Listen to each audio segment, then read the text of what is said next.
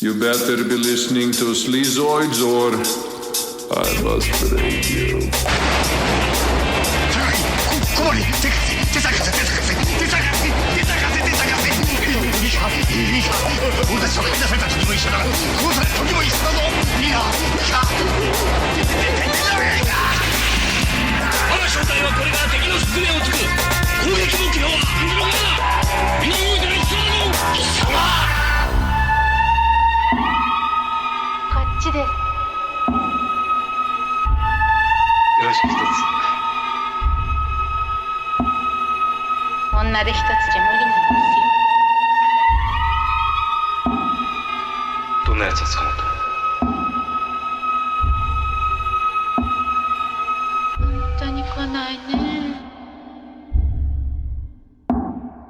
Hey everyone, welcome back to another episode of Sleazoids, the podcast where we go down the rabbit hole of 20th century genre fare from the most influential canon classics to the trashiest exploitation films we can get our hands on and invite you to tag along in helping us create a canon of sleaze. Each week is a double feature grindhouse style where we discuss two films loosely related by subject, genre, actor, filmmaker, or franchise, and at the end of each episode along with our honorary Sleazoid, which you can become by subscribing on Patreon. Next week we are putting some respect on Elizabeth Berkley's name. You hear that? So join the sleaze.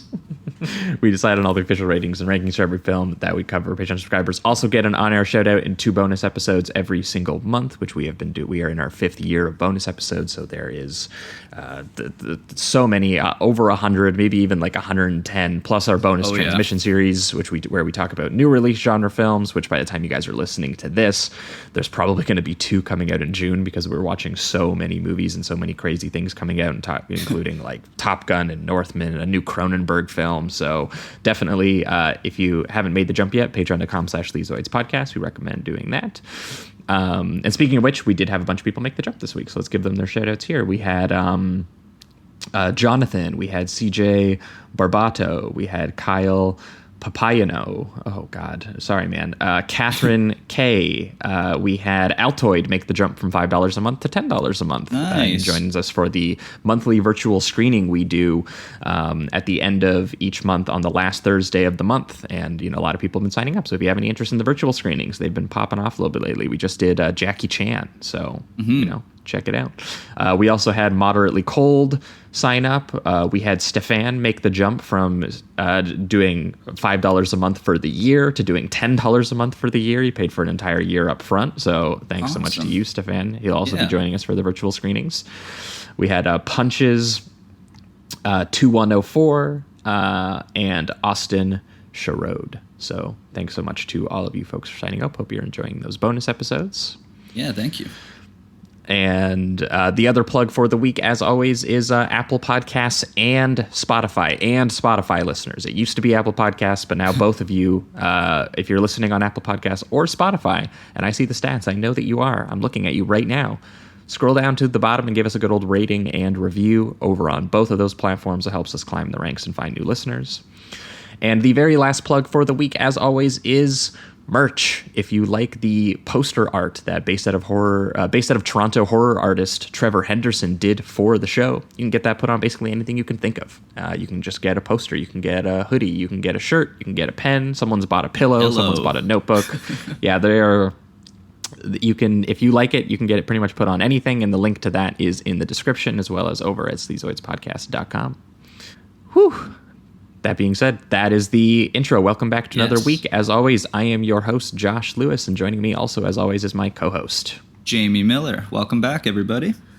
Welcome. I think 2 weeks ago would have been the last time you folks would have heard from us, and we would have been going Tony Scott mode. Oh, yeah. In celebration of a brand new Top Gun film hitting theaters. We had special guest JT White from the Extended Clip podcast on to talk Top Gun, but also Days of Thunder from 1990. So we talked Jerry Bruckheimer, Don Simpson, Tom Cruise, and Tony Scott collaborating on 2 different films that almost have the same basic character trajectory of them. Yeah. But are, very very macho melodrama, and Tony just directs the absolute shit out of both of them. And Days of Thunder, actually, the script by Robert Towne is quite a bit stronger than Top Gun. So if anyone has any issues with the characterizations in Top Gun, which I would not begrudge anyone, Days of Thunder might be worth checking out. But yeah, we had a lot of fun breaking those down with JT and giving Tony Scott the love that he deserves. Absolutely. And then last week over on the bonus feed was your patron voted episode, which I'm sure most of you know by now, but our patrons, once every 2 months, they get to vote on a double feature. They get to select the 2 films and then vote the top one that we have to cover no matter what. And you guys were very nice to us last week. We talked Dragon Inn from 1967 as well as A Touch of Zen from 1971. We went King Hu mode, and we were enlightened. Yeah, we loved them. Yeah, and we also wrote down lots of notes on the strategic details on how to resist imperial eunuchs, which is very important information to have. So if you haven't heard that episode, patreon.com/Sleazoids podcast, that was last week's bonus episode. But moving on to this week, moving away from Taiwan and heading on over to Japan, we have a very special guest joining us, a returning guest. She is the web editor over at Harper's and also the host of the podcast over there, and a film critic whose writing has appeared in so many places: The New York Times, Criterion, Sight and Sound, Reverse Shot, Film Comment, so many places. She's an incredible writer, one of my favorite critics working. I'm glad to have her back. That is Violet Luca. Violet, how you doing? Oh, I'm good. What a wonderful introduction. Thank you. Thank you. Thanks for coming back. Last time we had you on, we had a very interesting pairing of The Other Side of the Underneath and Anguish, where we talked we went a little crazy. We talked cinematic depictions of madness and kind of metatextual violence that kind of goes beyond the screen a little bit, and it was a very interesting conversation. And after we did it, we were like, well, she's got to come back. We had I hadn't even heard of The Other Side of Underneath, so I was like, this is and same today. I actually hadn't heard of the second film that we're doing today either. Yeah. So. Me too. Violet, thanks so much for coming back and for sharing your knowledge and your taste with us. What 2 films have you brought with you this week, and why did you pair these 2 together? Well, I picked 2 films that are incredibly difficult to talk about and incredibly complicated. Okay, so the first film is Woman in the Dunes by Hiroshi Teshigahara, and the second is Kinji Fukusaku's Under the Flag of the Rising Sun.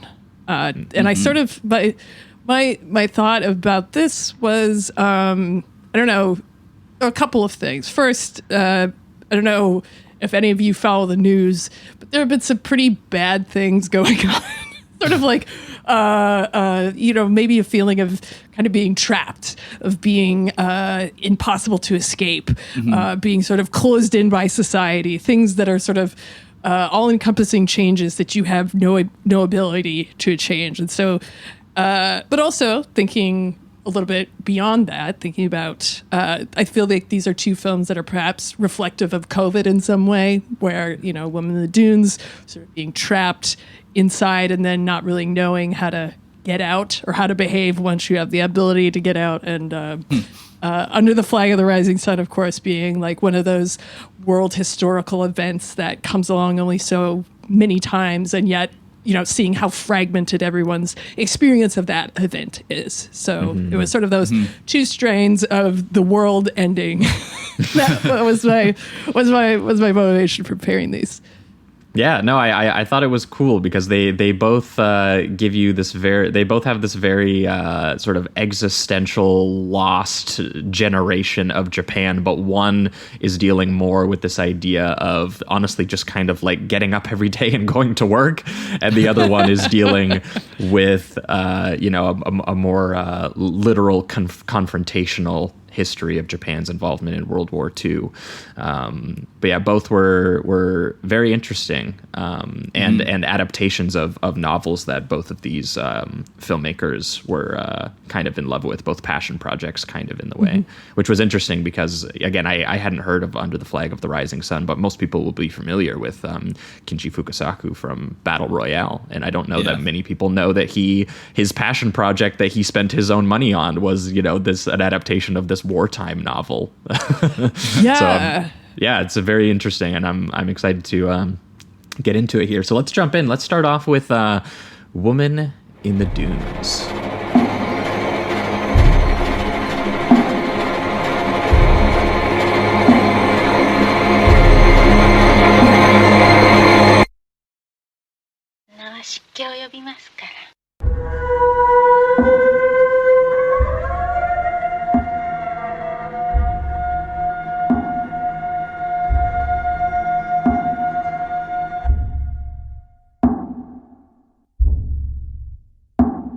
All right, we are talking Woman in the Dunes, or Woman of the Dunes, depending on your translation, or Sand Woman, I think is another translation. That one's awesome. I like that. But it's the 1964 sort of Japanese new wave drama with a little bit of absurdism, a little bit of horror in there, directed by one Hiroshi Tishigahara. And Tishigahara is an avant-garde filmmaker of the Japanese new wave who did sort of many idiosyncratic genre-bending art house dramas, including the more sort of science fiction-esque, like The Face of Another, or Pitfall, which has more of kind of like this mystery kind of fantasy element to it. But I think for Jamie and I, this is both our first times actually watching a Tishigahara film. I've just always heard about them. Violet, is this how many have you seen? Are you more well versed in his filmography? So I've seen Pitfall and I've seen A Face of Another, and all three of his, those were all three of his collaborations with Kobo Abe, who was a very famous Japanese novelist. Yes. And it's I think were all of them adaptations of Kobe's own novels? Yes. Okay. Because because again, they had this let's say an affinity for each other's work, and Teshigahara was someone who was very modest, I think, and could sort of consider himself just like a cameraman and, sort of like a documentarian. And he would also do a lot of sort of straight up documentaries. And some of those, I guess, are included on the Criterion release of this film. And his he's sort of somebody who grew up in this sort of artistic background because his father was like an ikebana master, which is Japanese flower arranging, and sort of after Face of Another, I think Teshigahara just completely abandoned narrative altogether and was really more focused on documentaries and ikebana stuff and visual art, and so he sort of left film behind, or narrative film behind, let's say. But I think you can definitely see that in this particularly that interest in texture, in the different, the natural elements of, especially now when film is mostly shot, everything's shot on digital and you don't really have that kind of depth of field. You don't really have that sense of, earthiness and texturalness. Like, this film is just such a treat to see and really feel, and you kind of feel like the sand. It's a film you could feel in a really tactile way. Yeah, all of those sweaty close-ups of grains of sand stuck to their neck. You can feel this movie just looking at it. Just looking at that, you can imagine what that's like. Or when a character is there's tons of moments where a character is just, specifically the lead, where he's laying down and thinking about the sand, and the sand actually fades over his the shot of him laying down, and it just you see it trickling down. It's like he constantly is thinking about it. He can't escape this environment. I love that. Yeah, and I think also what's interesting about the textures in the film, even if it's just like a screen that's dividing a room, or the little shack that they're kind of stuck in, or the stand that's around them that's on the floor, that's constantly coming in, invading their space. It can also change. The sand becomes water moves, sometimes. Yeah. Mm-hmm. Sometimes it becomes like he'll be looking out and he'll see the waves washing over them, and it has the properties of water, that it rusts things, and it has this weird corrosive effect. And he's, of course, I guess you don't really know the man's name until the end. Yes, but you kind of just know him as the entomologist or the school teacher. He's that's kind of how you see him. Who's a guy who traverses out into these dunes in search of bugs, and kind of, it's implied like a little bit of like an escape from city life. A little bit. There's something kind of simple about the time that he spends out there in this kind of harsh, kind of desolate location. But there's the way that it's shot too. There's this kind of beauty to it, and something elemental about it. And then you also then throw in a little bit of ominous elements through the score, like those eerie, Definitely. like syncopated, abrasive sounds with like shrieks and plucking and crashes and things over these images of him just walking in the desert in search and finding like this beetle. And this, I love the close-up shot of him playing with the beetle, and the beetle like, oh gosh, straight up going back into the sand, and he's like laughing. He's like, look at this fucker, like trying to hide. And he's like, I see you in there. I see this world. He has no idea that he is about to literally become this beetle, which is like an amazing moment. Well, he's also clout chasing, importantly. Right. That's right. He wants his name in the history books, right? And he really, and that's, and he maintains, and sort of throughout, so obviously the plot of the film is that he gets captured by these villagers who force him to go down into the sand pit with this woman, a widow, and dig up the sand so that it can be sold at like cut rate prices to the cement company, even though the sand, again, it's this corrosive, it's too salty, it cannot be used for cement, but that's what they're going to use it for. It's unsafe. It's an unsafe building material, but yet they have no qualms about sort of exploiting that resource. Right. Throughout his capture, his imprisonment, he maintains that well, I'm important enough that someone's going to find me. They're going to notice. Yeah. They're going to know. They're going to see the book that's open on my table. The Parent Teachers Association is going to come hunting for me, is something he repeats like multiple times. I'm like, dude, they have no idea where you are, man. Exactly. Yeah. Yeah. That he feels like he's this real individual, that he's this real special person. And I would argue that feeling, that sort of delusion, that's also what keeps him there in the end. But for sure, like I do love this idea that he's out there for clout. So a cautionary tale for all of us. Yeah, they even do things like he comes off as a pretty caring person at first, and in a way, he's in a very dire situation. But it also shows things like he was playing with the beetle in the sand. But then it will cut later on to when he's in the hut and he's like sticking needles in them to put, to form his display. And I'm pretty sure even when he's sticking the needle in one of the bugs, it's alive still. So, he doesn't necessarily have many qualms with treating them like that.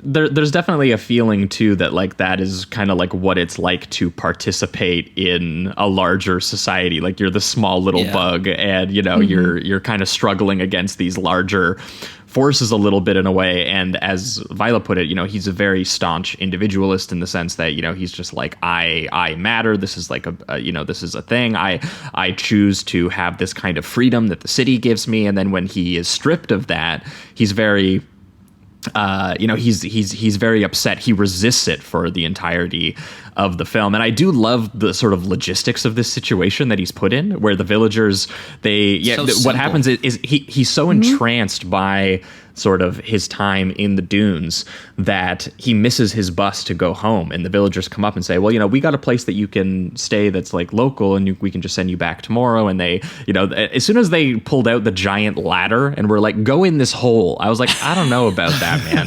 It's like inky black void that he's going down, and every step of the sound design of like the ladder creaking and his hands just like barely holding onto it, he's going, it's already kind of like a struggle. And then he gets down there, and there's a woman down there who cooks him a nice meal, and she suggests that she kind of lives alone, and that her husband and her child were actually both killed in this environment by the sand, and that they're in a sandstorm and their bodies are buried there, and she's kind of come to terms with this is just her life. And she also talks about the sand as kind of like, as Violet put it, this kind of moving thing, this thing that's almost like it's damp, it has a liquid quality. There is this, and he's just like, that's ridiculous. It's sand. It's literally the driest thing on the planet. The opening images of the film are like intense, like micro close-ups of the grains of sand and everything like that. They look like rocks. And he doesn't really there's all these sort of nice little details that are building up until he realizes that the next day the ladder is gone and he's now stuck in this hole. And my favorite aspect of this is that this logistically, and even Teshigahara basically admits, like, it doesn't make sense. Like, sand doesn't work like that. Like, it wouldn't just, he should just be able to like climb up it or like dig a ramp out of it in some, like, it's not quite how it works. But there's something so horribly kind of unreal about the way that it's been filmed. This kind of like, there's this dreamy quality to it, even though it's obviously a very intensely realistic, sort of the way that the characters deal with this situation. It's a very realistic kind of situation for them, but the imagery is very expressive, which I find very interesting, and also how it turns into this very real struggle of just banal everyday existence. Like, he has to get up every day and dig sand out of the hole and give it to these guys for basic food and sustenance.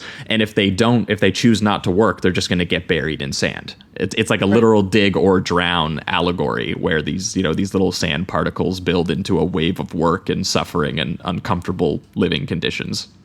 Yeah, I think the most frustrating part of the situation for him is just how simple it really is, but there's no answers and there's no way to get out. Like, it is just, it's a hill of sand.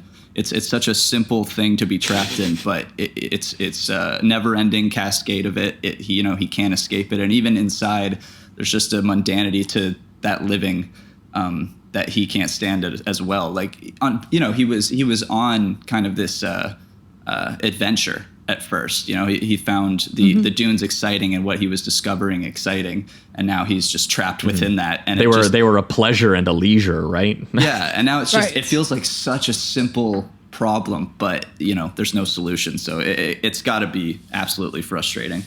Yeah, and I mean, I wanted to go back to something you said about sort of his cruelty, or that because there's a moment where the villagers. He tries to make a deal with the villagers who are captors, and they're wearing these really ghoulish masks, and he's like, well, could I see the ocean for an hour a day, because it's sort of part of his plan to escape. And they say, well, yeah, if you have sex with the woman who's down there with you in front of us, we'll let you do it. And he just it's so uncomfortable because he spends so long chasing her around and her fighting him off, and it's not like a short thing at all. It's quite, it's like a very long sequence. They even add like some horror imagery where they start using the flashlights, and it's sporadic, the way that there's like just 10 flash like spotlights just kind of going around as this assault is happening. It is very nightmarish. And there's even a line where I think he says like, well, come on, let's just pretend. But he's already like initiated this really aggressive situation, and it's incredibly uncomfortable and just horrifying. Yeah, the central relationship between the entomologist and the quote unquote just the woman is she doesn't actually get a name in the film. She's just the woman who lives in the dunes. That dynamic is really interesting because she is someone who has been down there, and it's kind of left ambiguous whether she was someone who was previously trapped and put in there, or whether her and her previous family just kind of agreed to do it, or they were part of the village and they were selected. And then she has made peace with this contract that she's made with the villagers. And the way that she looks at it is it's not different from his job being a teacher. She's like, I get up every day. I put in my hours of literally just digging sand and into buckets that they then lift up and sell to the cement company. And as in exchange, my house does not get buried in sand, which is one. I do like that there's kind of like an environmental aspect to it as well, where she has to, like if she didn't do it, she would drown in sand. Yeah. So she has to do it on some level just because of the conditions of where she lives. But then it's like, they bring her food, they bring her water. If she saves up enough hours or money or whatever it is that she gives her, she is able to ask for things. She has this dream of like getting a radio. She doesn't really want to be like part of the outside world, but the idea of being able to like tune in and listen to it when she wants to is something that intrigues her. And this way of living just completely breaks the entomologist's brain. He's just like, how can you not see that, you are being exploited? How can you not see that, you have like a gun pointed to your head to do this work in a way? And it's very interesting because he's not like entirely wrong. Like he's been kidnapped and thrown into this hole.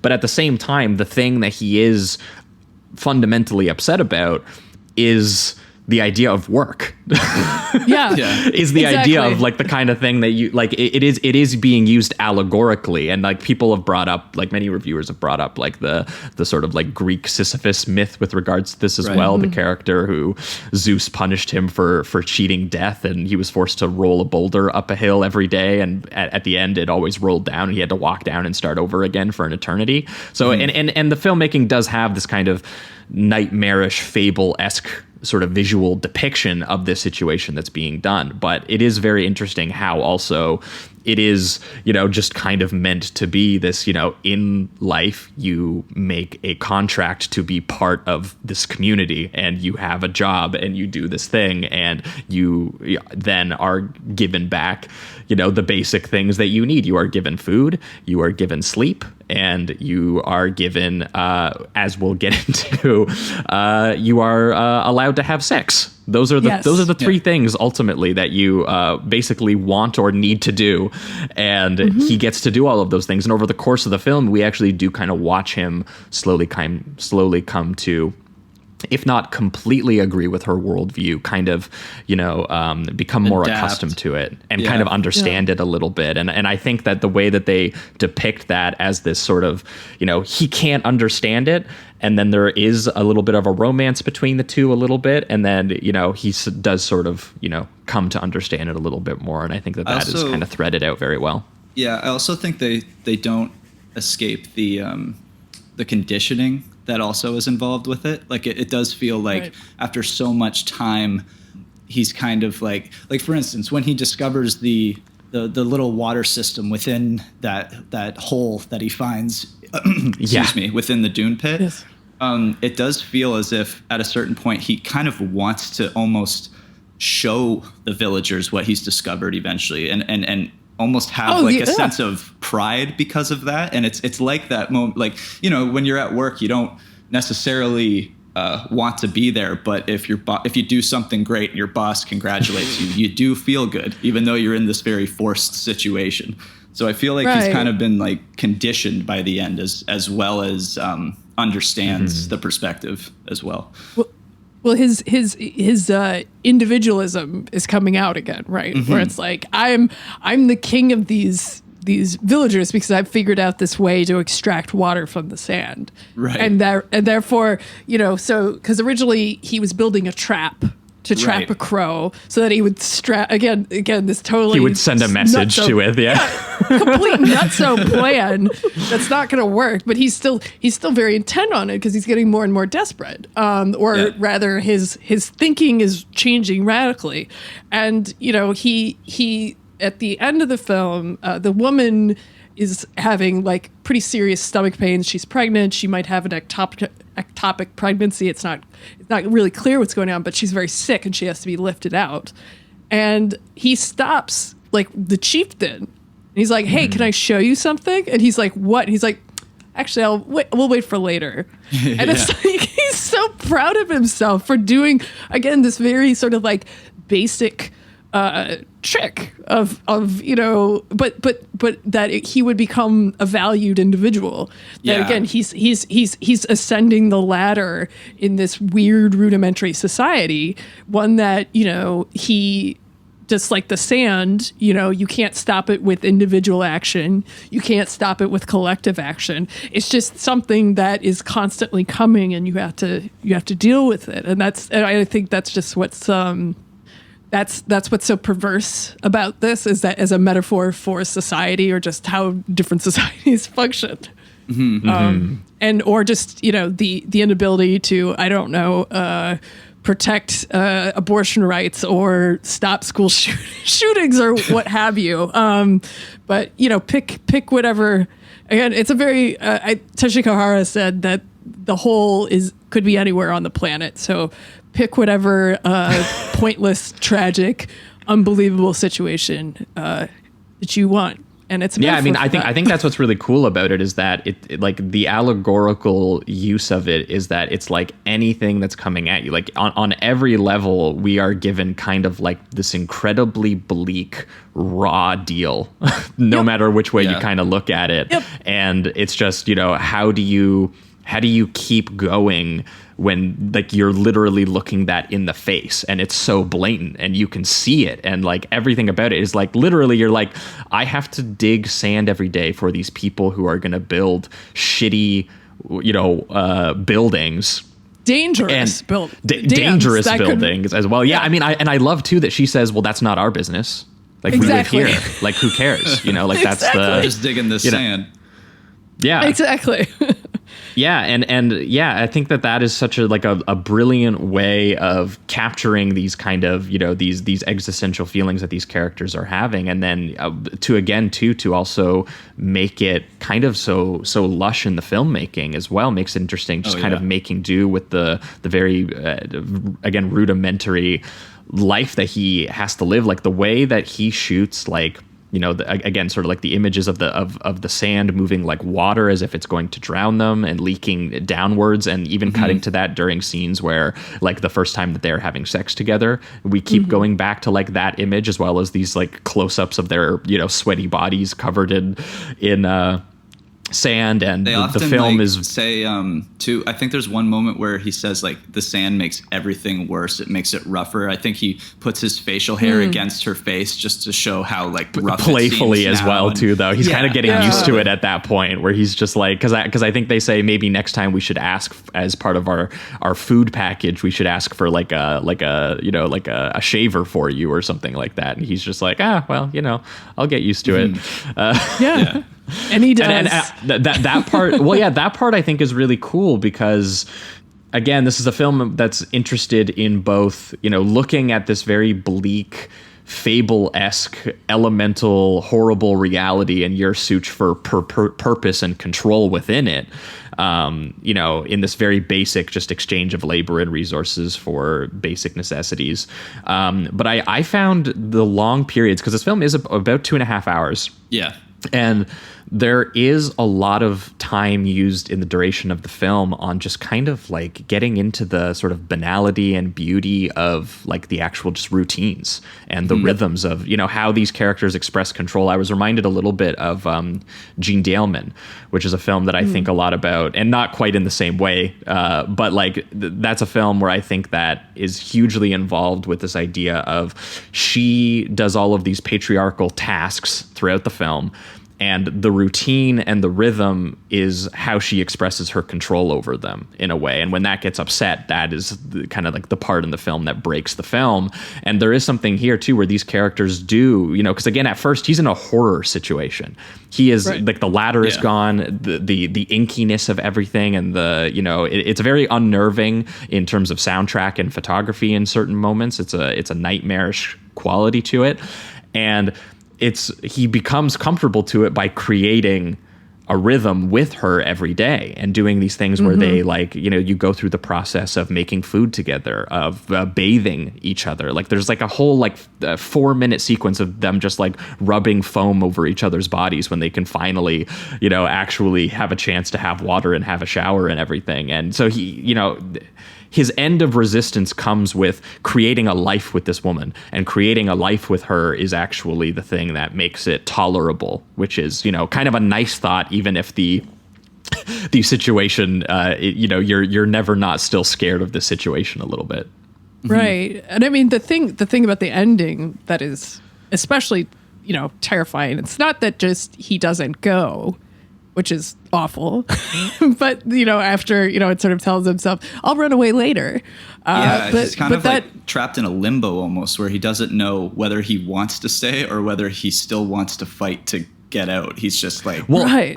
I found it so interesting that because his first escape, right, is the one where the vastness of the outside world after he's been locked in for so long is scary. Too much. Yeah. And it's like, it's almost like having the rules and the understanding and the logic of the other place. There's a comfort to that, whereas he runs around in like the vast desert. He is hounded by dogs. He falls into like a pile of quicksand, and he needs to beg the villagers for help to get out. And like that sequence is one of like the most horror sequences in the film. And literally that is the moment where you should be like, well, he's free. He's making his own choices. He's making a run for it, you know, like this is what he should want on some level. But I love that at that point in the film, that is more terrifying than when he gets put back in. And obviously he spends the entire film thinking about still finding a way out and making the plans with the crow and trying to sort of use ingenuity to make his way out. Well, I mean, but the thing is that the equilibrium that's been established through the film, you know, that the woman has been lifted out because of some sort of medical emergency. Mm-hmm. She could never return.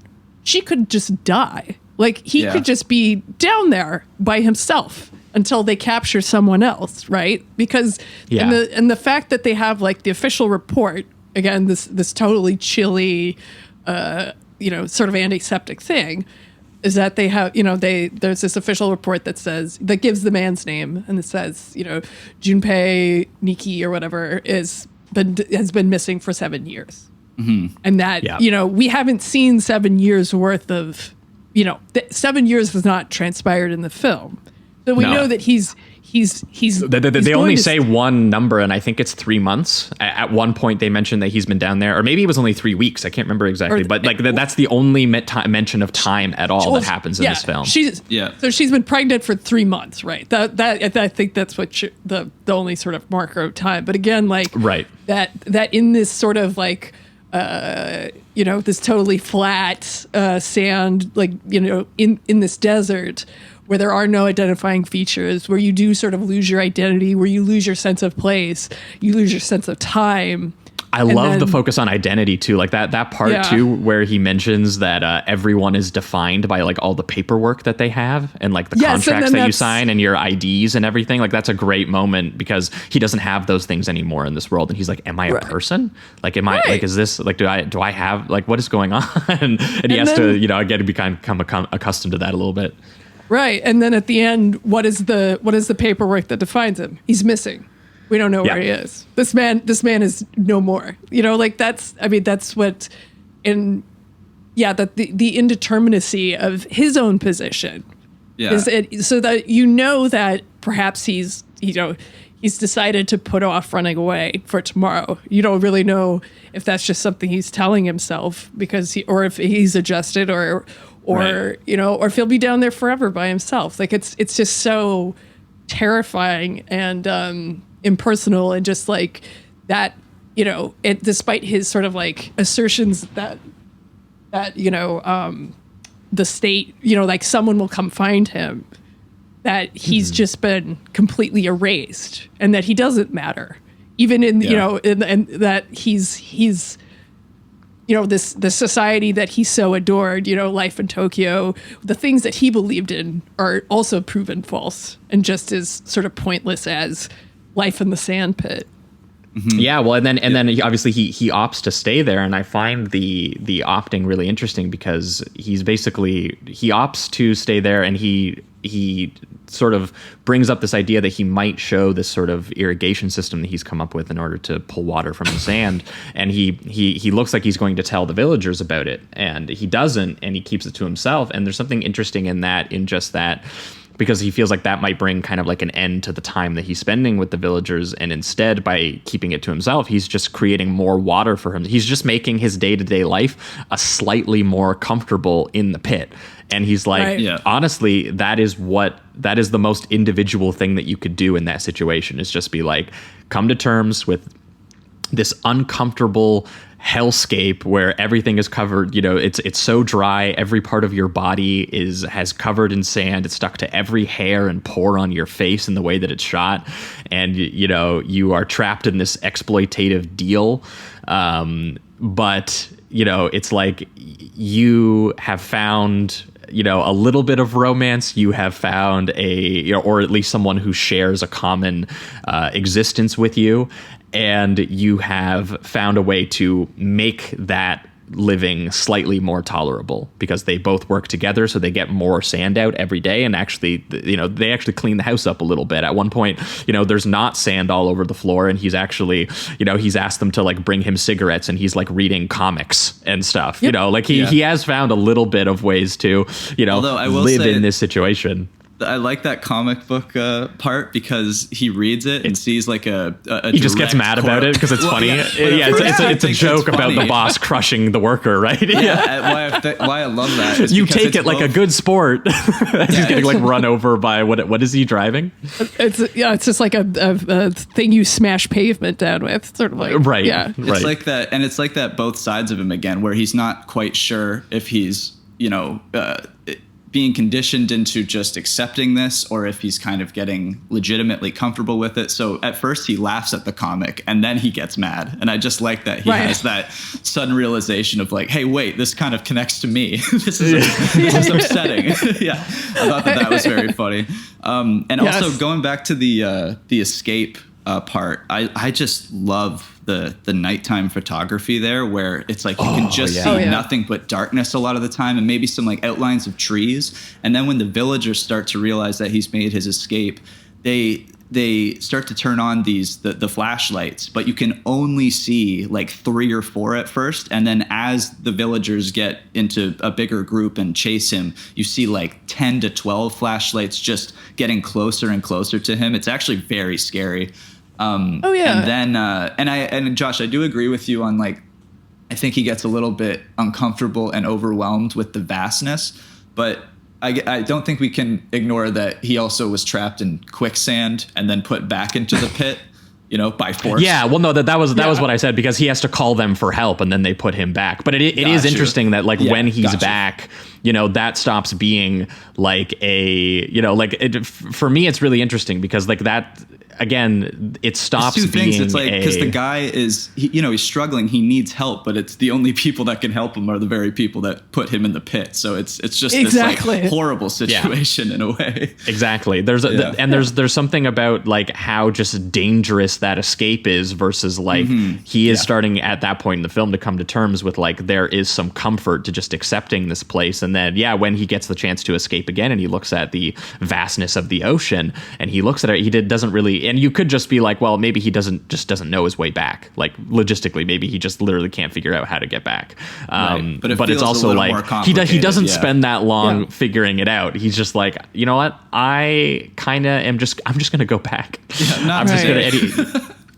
And there's something bleak, of course, to that. But there's something about how it gets you swept up in his experience, I think, of slowly coming to terms with that and kind of seeing, some of the beautiful aspects of, this relationship that he can have with her, even under these very clearly nightmarish conditions and this kind of, this forceful contract that they've both been put under, which obviously is never looked away from, like even until the end when they are saying like, yeah, put on like a sex show for us, like force her to put on a sex show for us.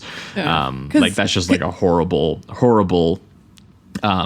sequence. And yeah, all of the stuff that's shot at night and when they're shining like the spotlights in that too, or like for me, one of my favorite uses of the darkness is when he wakes up in the first morning and he was there was this bizarre surreal aspect to him seeing her get up in the middle of the night and like work all night, and her saying, "Yeah, you don't have to work on the first day." And he's like, "What do you mean the first day?"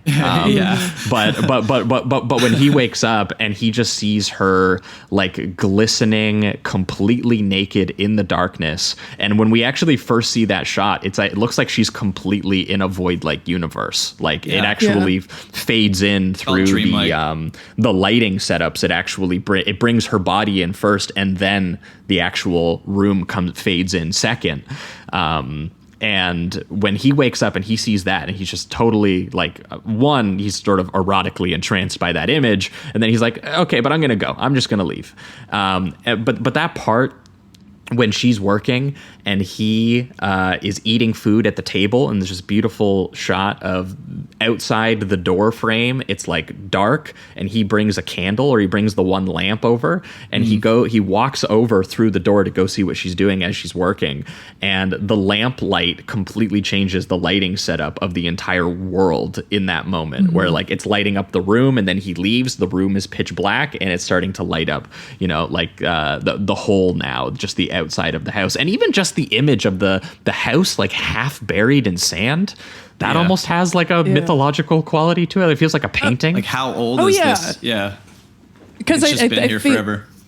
Yeah, or that it's been, because she doesn't have a helper, it's been sort of subsumed by the environment in this way that she can't entirely control. But I mean, I think, thinking about this film in terms of, the time in which it was released. So first of all, obviously there's the huge, I would argue a lot of the sort of the visual style is drawing from surrealism, in that, sort of like landscape photography, sort of a lot of early aerial landscape photography. And also I think in paintings by certain surrealist painters, sort of conflating the female form with a landscape and sort of finding, at certain points, they literally dissolve those images together to be like one image, right? Exactly. It's really beautiful. Yeah. Or even like but then at other points, it'll be like her face sort of matches, like it's like a direct match on like a beef cutlet or something. And it's sort of like, so it's sort of like she like, well, what are we really? We're just pieces of meat. And like those sort of weird, pairings and echoes, visual echoes and stuff is just so amazing. And of course, like that was like the international art house style of the time. Because if you look at something like, Bergman, like that sort of level of art, visual artistry and sort of that the existential questions, like all this sort of stuff is very much, I mean, it was a huge film when it came out. Well, yeah, this was the one that got Japan its first Oscar nomination, right? So like this was like considered like Japan being welcomed into the European art house history a little bit in this moment.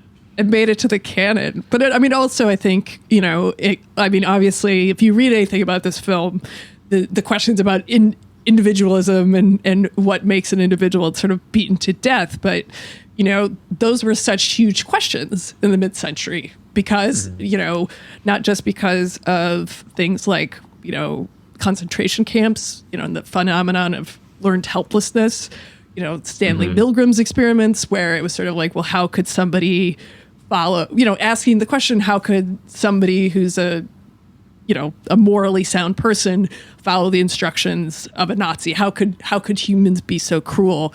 And then also, of course, thinking about, the fears of mind control in when dealing with communism and the idea that, like things like the Manchurian Candidate, the soldiers who were captured in North Korea who said, who were saying all these terrible things about America, and then the U.S. the U.S. and the CIA be like, no, they were brainwashed. They don't really mean that. That was all the communists have this amazing ability to brainwash these people, or even we talked about the Manchurian Candidate. Yeah, that's a good comparison. I didn't even think about it. Or even thinking about how, and I mean we'll probably get into this with the Under the Flag of the Rising Sun, but just how Americans were taught to understand how Japan during wartime, like it was a race of brainwashed people, as opposed to Germans, where there were good Germans and there were bad Germans. So there are all these different sort of elements of and in the era of that time of just sort of like what makes an individual, what can sort of sway them away, what can pull them into this undercurrent of something truly horrible. But then, of course, as this film points out, that's society, baby. I was actually, you just reminded me of, by making that point, we just talked about not that long ago a film called The Cremator, and that is something that I was thinking about with this, because it's came out around a similar time period, I think in the late 60s, and there is something I think about how filmmakers around this time were very specifically and pointedly using absurdism to make this point that they're making. And there is something so interesting about how that film was a concentration camp survivor wrestling with how absurd the machinery and the banality of what it was that was actually done there. And here I think they do it really well, just in the concept of the premise, where there's even a line where he says it, he's like, living here is like building a house on water when a boat would make more sense.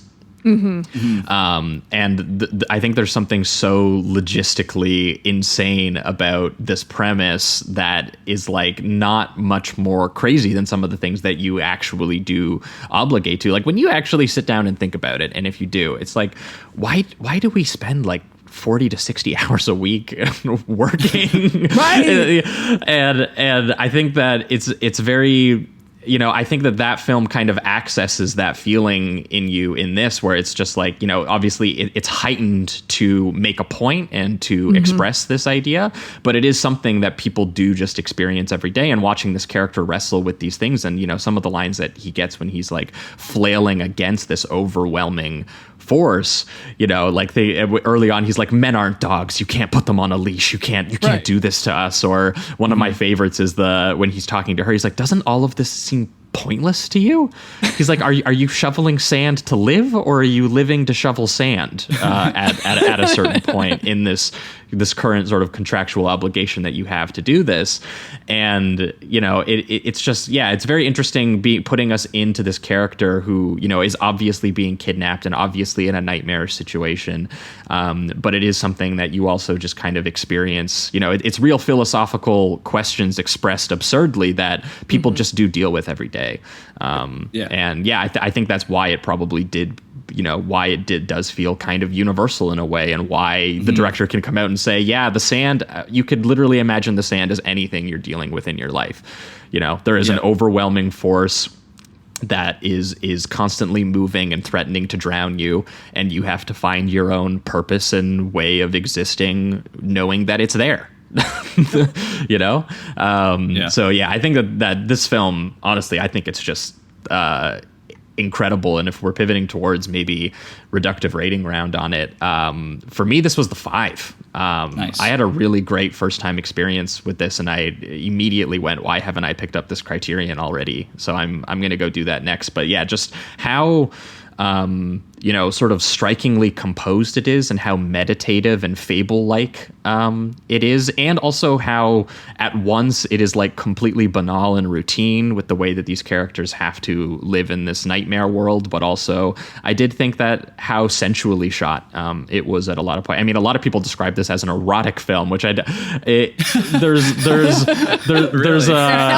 elements. There's a strange kind of eroticism, I guess you could say, too. The sex scene is not romantic, I would describe it. It is kind of like they go through the motions of it the first time that they do it. I'd say the stuff that's actually romantic is actually, weirdly enough, the house chore stuff. Like, I thought that stuff was nice. Understand each other is much more romantic. Yeah, sharing their histories and like smoking together and making food together and bathing each other and removing the uncomfortable sand from each other's bodies. And I mean, he is entranced by the seeing her naked body for the first time and stuff. Like, there's elements there, I guess you could say, but it's also making a point about like, this is something that characters kind of people go through the motions of, because it's like the only when you live in a world like this, is the only thing that you can do. It's eat, sleep, and fuck. That is like that is the ultimate freedoms. Because I will say that in the novel, the Kobo Abe says that he's working with a very specific type of person, right? That the entomologist, that this type of person who is an entomologist is typically kind of like this very precise and homosexual character, which is like, and it's sort of an interesting thing to kind of throw in there. And I mean, obviously the film, it doesn't touch on that at all, that if he's straight or gay or bi or whatever, but the idea that if you're familiar with the book, perhaps there is this idea in the back of your head that, maybe he is so changing sexuality to fit the situation. That is interesting. No, I'm gonna have to read that. Yeah, because that would make the sex scene make more sense, because the sex scene is shot very strangely in the way that it is the first time that they meet each other. Even though I guess you could just say, when two people have sex under those conditions, that might just be what it looks like. It's not the most attractive thing you've seen in your life. I guess I mean, that's the ambiguity of that, I think, is interesting, and that it's sort of not, again, it's one of those, like, I would argue, like the ending, that you can sort of read it how you want, and it could be as nefarious as you would like it to be, really. So I just, again, very, very well shot. The close up on the beads of sweat, the texture that Violet brought up, that like the tangibility of the way that it uses sand and skin and their bodies, and the way that it strips down like the basics of life, and the style, like they merge with each other. Like, the elemental quality of how this shoots the dunes matches, life being stripped down to the essentials of you putting in the work and not dying and eating food and sleeping. And it's kind of genius how it makes you kind of realize that, through this nightmarish, absurdist situation, and then, eventually do come to, a very bleak sense of it, I will agree, and maybe tragic.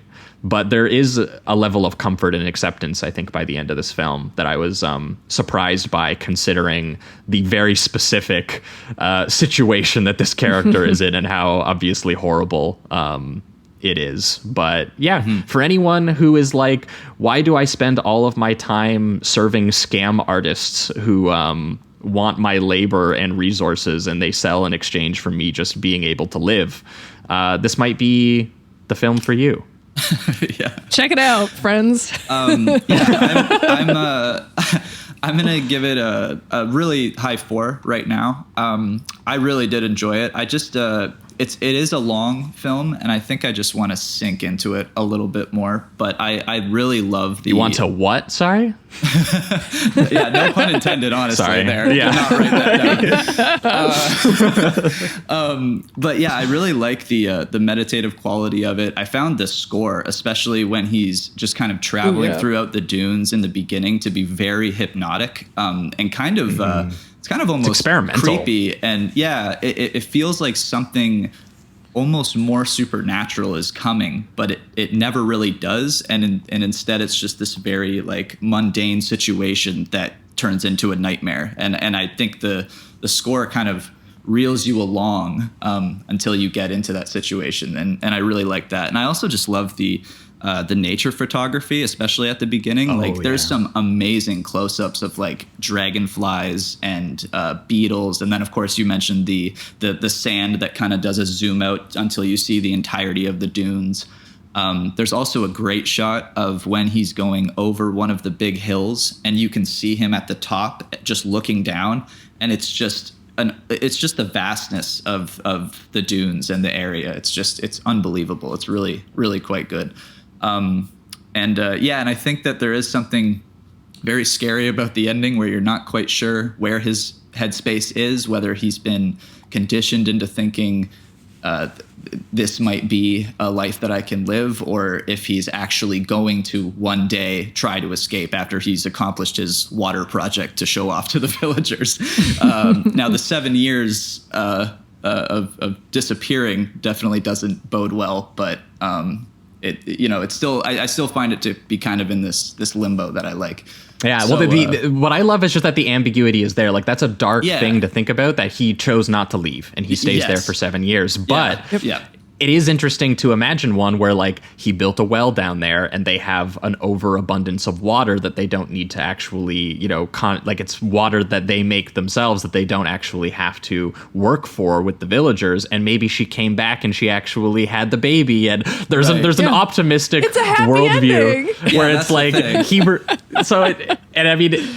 there's nothing in the film to say, like the detail in the film points to, he's still thinking about leaving. Her family died. It's very possible that just didn't come to pass. And maybe, she just died there and maybe he's just still stuck there and he never found out a way to escape. But it is interesting that it kind of leaves it up in the air with this guy looking at this bleak, overwhelming force and just being like, all right, I'm here. Yeah. Mañana. Deal with it tomorrow.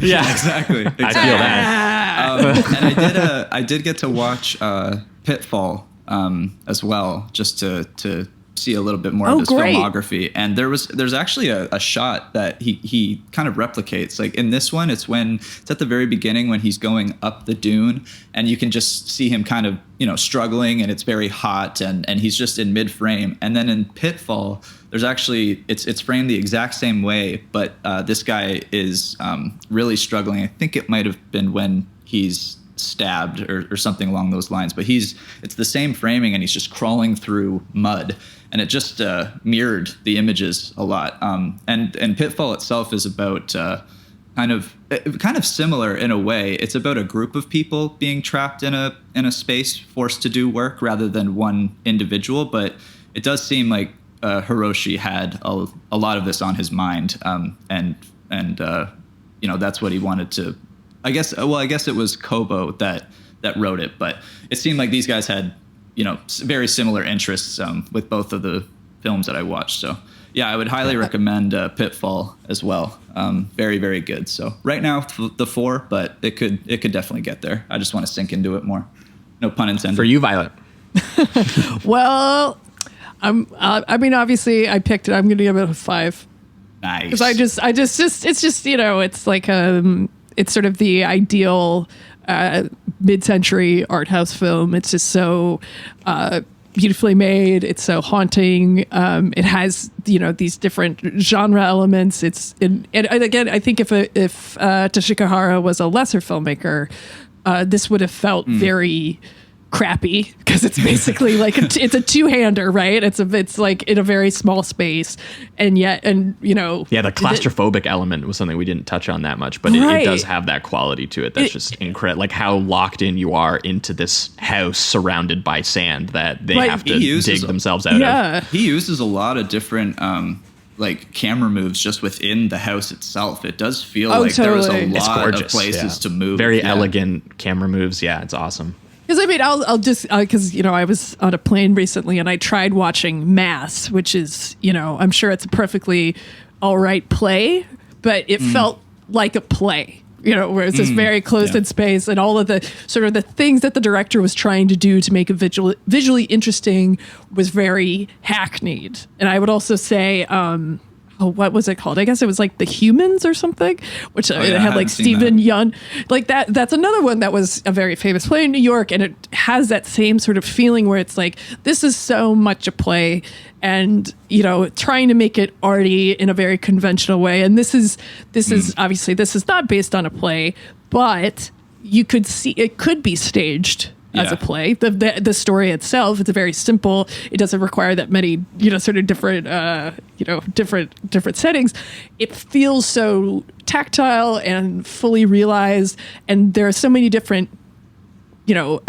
spatially and what he's doing with the I'd camera. imagine too, maybe like psychological subjectivity would be something that those films might be missing a little bit too. Oh, sure, I haven't, yeah. I haven't seen either, but I just felt like this film was like really locked into his perspective and his head, and the way that he just like, even like the voyeuristic elements of him looking at her naked, and you know, him looking at this big thing and becoming confused and scared, and then you know, kind of reacting from there. And you know, a lot of stage adaptations I've seen all do kind of lose that psychological aspect that, you know, some of the best art filmmakers were just gifted at doing.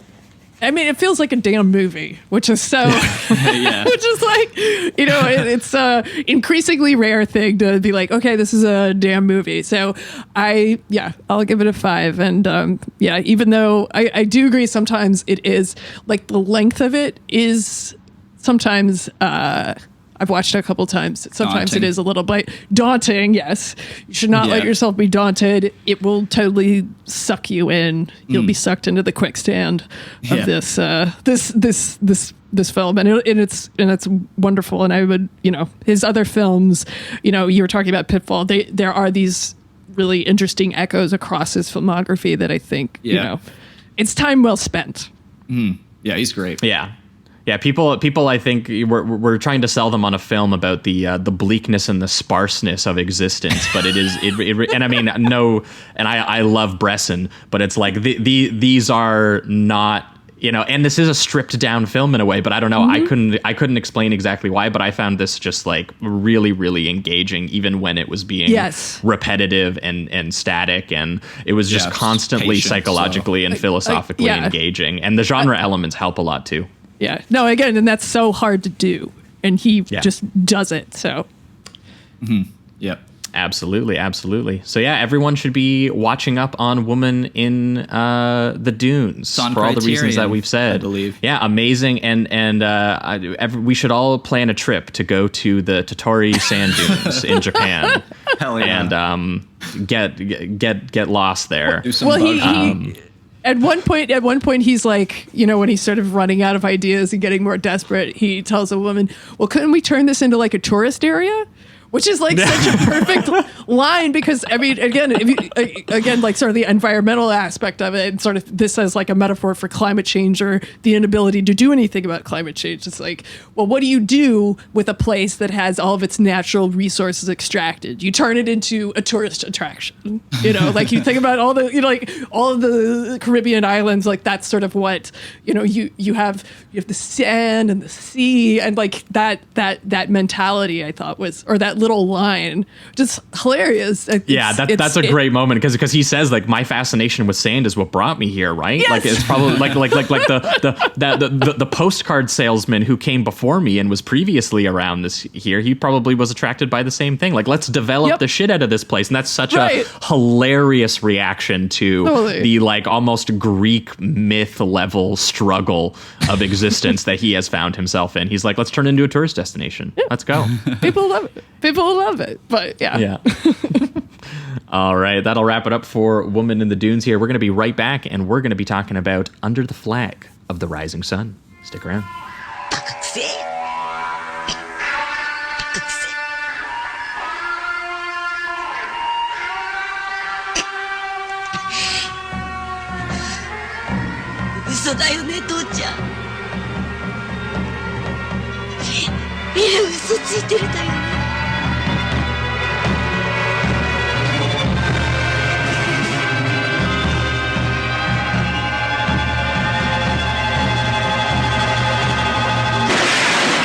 All right, we are back, and we are talking Under the Flag of the Rising Sun, the 1972 Japanese war drama slash kind of like a mystery element to it as well, directed by detective quality. Yeah, it has a Kinji Fukasaku, who is a filmmaker like Teshikahara we're talking about for the first time on this show. And the only actual film I've seen of his is Battle Royale, even though I've been meaning to do the Yakuza Papers stuff for like a long time. I've heard that those are just amazing, but I've been waiting to see if that Blu-ray set that Arrow put out ever like actually comes back into print or whatever it is.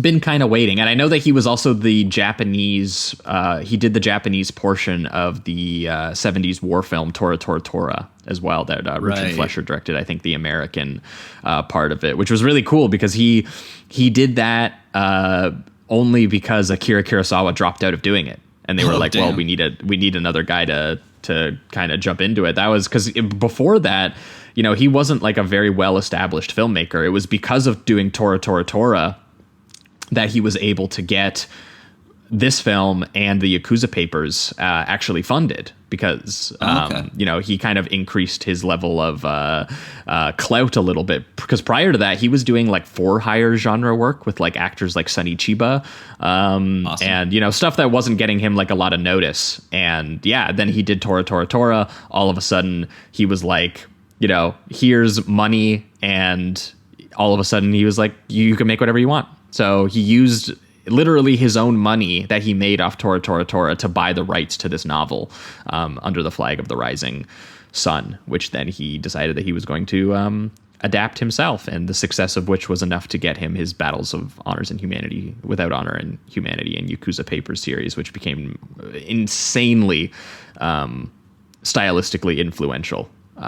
They went on to make like 7 sequels to that, and I think so, something like that. Yeah. But I know that he really wanted to make a war film because from what I read up on him, he had some really terrible World War II experiences where he was drafted and he was working in the munitions department. And when he was 15. When he was 15, that's nuts. Yeah, Violet, give us the rundown. What was his? Because I didn't read much deeper than just seeing people talking about it, but I didn't see. All I saw was that he worked in a munitions department and he saw schools and stuff getting blown up. Well, like his whole class was drafted. Which is just like, again, that's like to give you a sense of how desperate things were at that time in at that point of the war. I think he survived a bombing, and there was like seeing classmates die. Like it was again, I don't know like the full details, but it all sounds like very horrible and intense and like a terrible. Clearly I think probably like everyone of his generation, he was extremely marked by that experience. And, keeping in mind that people, if you were a kid, all the food was being rationed, there were huge cities were being firebombed. There were tons and tons of civilian casualties. Like it was a really horrible, visceral time. And so I think, the way he depicts violence in his films, even though, it's sort of, I think particularly in this one, it shows that he has sort of a profound understanding of violence in a way that perhaps other people who haven't been through war do. Yeah, and he seems to have a hyper focus on like the several times throughout this film, it shows the death toll of certain battles and just like how many people were lost. Not just battles. Civilians. It wasn't just battles. It's like people hiding in the mountains, starving to death. Sure. Yeah, absolutely. Which is like, because that, I mean, and you see like the, photographs, archival photographs of the bodies that were recovered. And again, this is like, what a horrible way to die as a soldier. As you're basically, because the Americans, the Australians were coming into the Pacific Theater. They were, and of course, obviously, I mean, I will just say quickly that this movie, I was interested in seeing this movie because I've always loved The Emperor's Naked Army Marches On, which deals with the similar subject of, soldiers in World War II resorted to cannibalism because they were basically starved out and just sort of left to die by the Japanese army. And it's a really, and just how the level of forgetting and denial and sort of governmental cover up that took place in the years after the war, and that no one wanted to sort of support or compensate or help survivors of this, what was like hell on earth. But yeah, I thought that this was really interesting because when it started off, and very sort of loosely, it follows this war widow played by Sachiko Hidari, named Saki, and she is determined to essentially find out what happened to her husband, who she was only married to for 6 months before he was drafted into the war. She was pregnant with his child, and he died during the war. And it is suggested that he was court-martialed for deserting the war efforts and subsequently executed, which means that he doesn't get to be mourned alongside all of the sort of like official sort of memorial statues and kind of ceremonies that Japan puts on in remembering all of these sort of like fallen soldiers. And also she does not qualify for military welfare benefits as the widow of a veteran.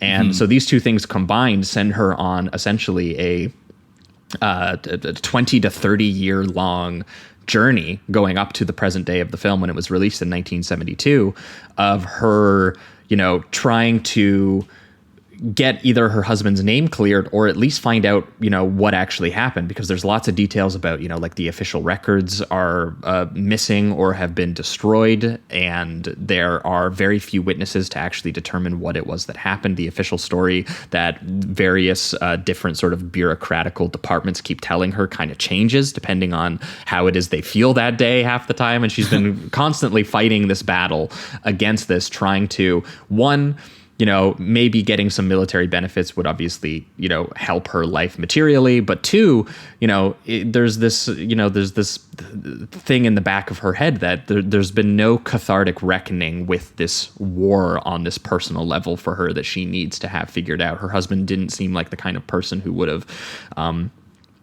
done what it is that they're saying that he's doing. And when it started, I honestly thought the whole movie was going to be like this Kafka-esque, like a bureaucratic thing where she just goes to the various different departments and, trying to find the paper trail and, trying to figure out all this stuff. And it was intriguing to me that it kind of starts that way.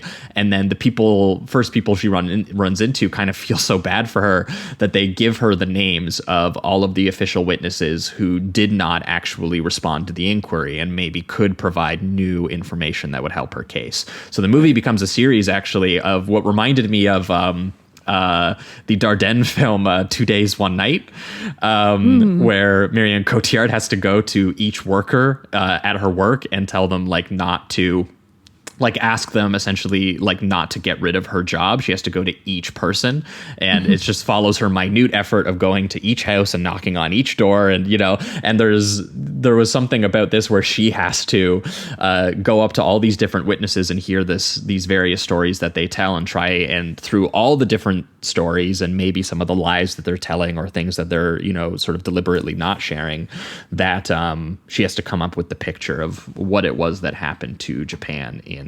1944, I think it is that they suggest that. Well, it's 45 because it was 45, right. Because the thing that is especially suspicious about the official story, so at first he was reported as killed in action, and then later they changed it to just deceased. Was just deceased. What this very ambiguous thing, and it was especially suspicious because this was he was deceased the day after Japan surrendered.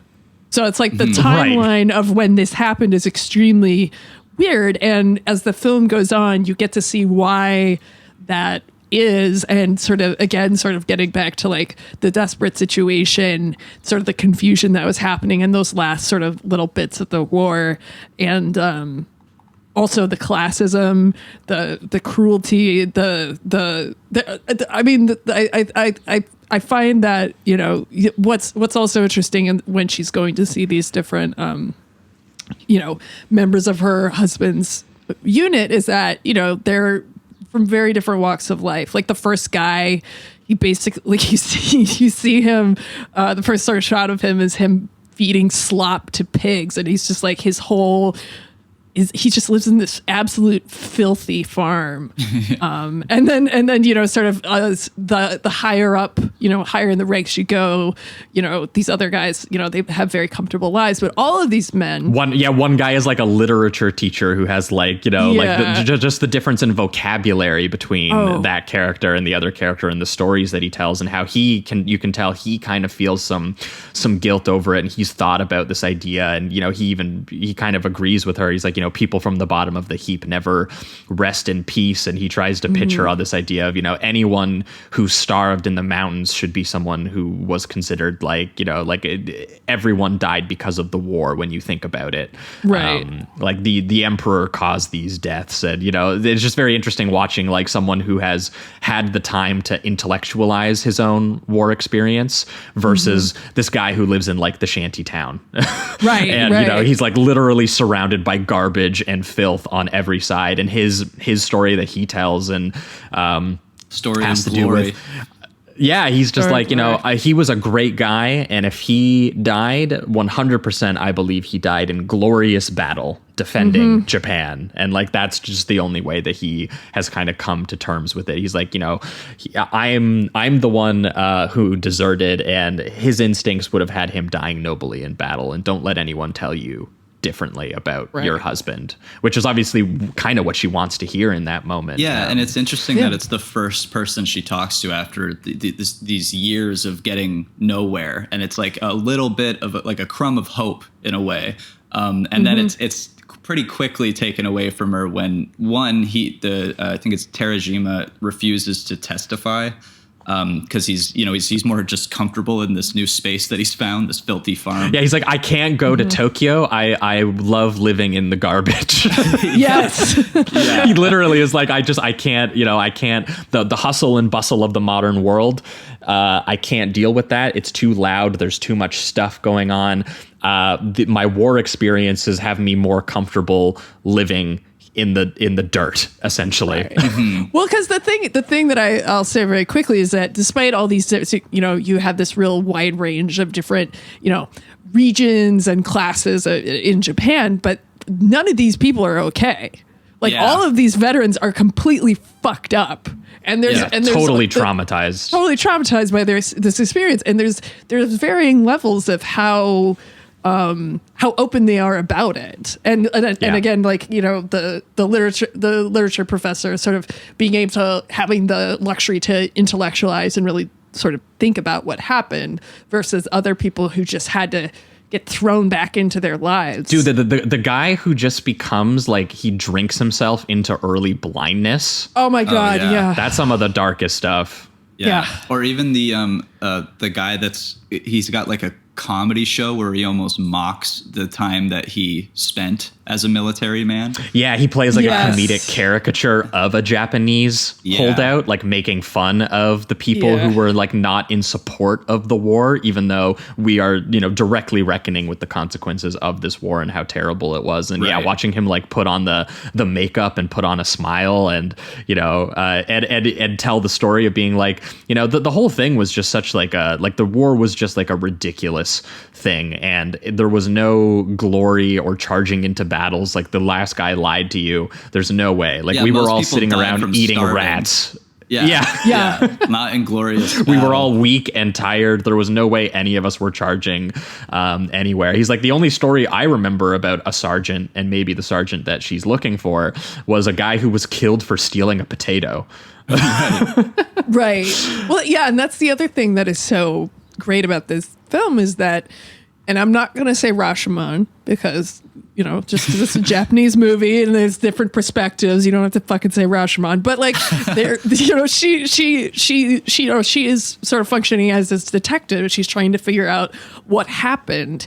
And, there's so many different diversions and loops and gaps in memory or willful, just flat out lying to her that it's really hard to, she has to navigate it. Yeah, she has to navigate it. And you as an audience member have to navigate it too. And that, I said this, towards the beginning that it's this is what happens in world, sort of world changing events like COVID and that, I'm sure, or even something like living now, thinking about how people talk about 9/11 or George W. Bush or any of the fucking ghouls who were associated with his administration, the way in which history, it was like, well, we know what the history is. These were the facts, and you were there. So how can you say this stuff? How can you revise it like this? And I mean, obviously, I also thought of it. I thought of my own experience with that because there's a part where somebody says we had a war criminal as the head of parliament. Right. Because the Americans put him there, and I'm just like, yeah, dude, like you don't, in the time it's happening, you're like, there's no way anybody could. That part is specifically interesting because they're saying that, they're comparing it to her husband because they're saying like, look, you don't get military benefits and your husband doesn't get to be honored for his sacrifice because he deserted and he was, he disobeyed the rules and the laws. Right. And they were like, yeah, but then we made a war criminal prime minister. Exactly. Like the most powerful man is also someone, who you could claim was guilty of, similar things. But the way they get so it's just away with it is just through like the power of the bureaucracy, where it's like, well, the law here says that I am in line with it. And even though it's a horrifying thing I did, on this piece of paper, it says that I am innocent and I have done nothing wrong and it's totally lawful. So, they definitely dive into that as well. Just that kind of like power dynamic of how these higher ups get away with it while these soldiers who are just trying to survive starve or are killed because they stole a potato.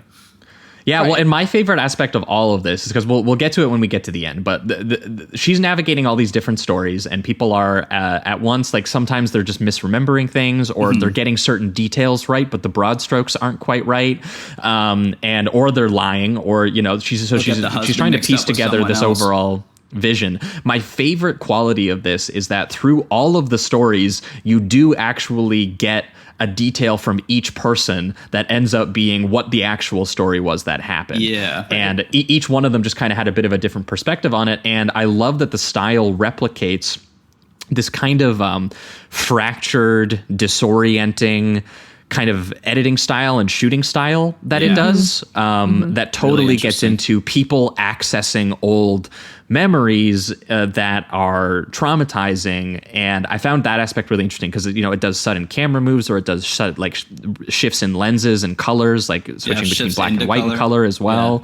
Yeah. And also just like direct cross-cutting stuff. Like one of my favorite ones early on that kind of taught me how to watch the rest of the film was just her in the meeting with the guys at the department who are telling her, here's the 4 names, like go and hunt them down. And, she's breaking down in tears because she's like, I've been doing this for like 20 years and you guys keep changing jobs and I keep having to tell the story over and over and over again to try and get this case, like any kind of progression in it.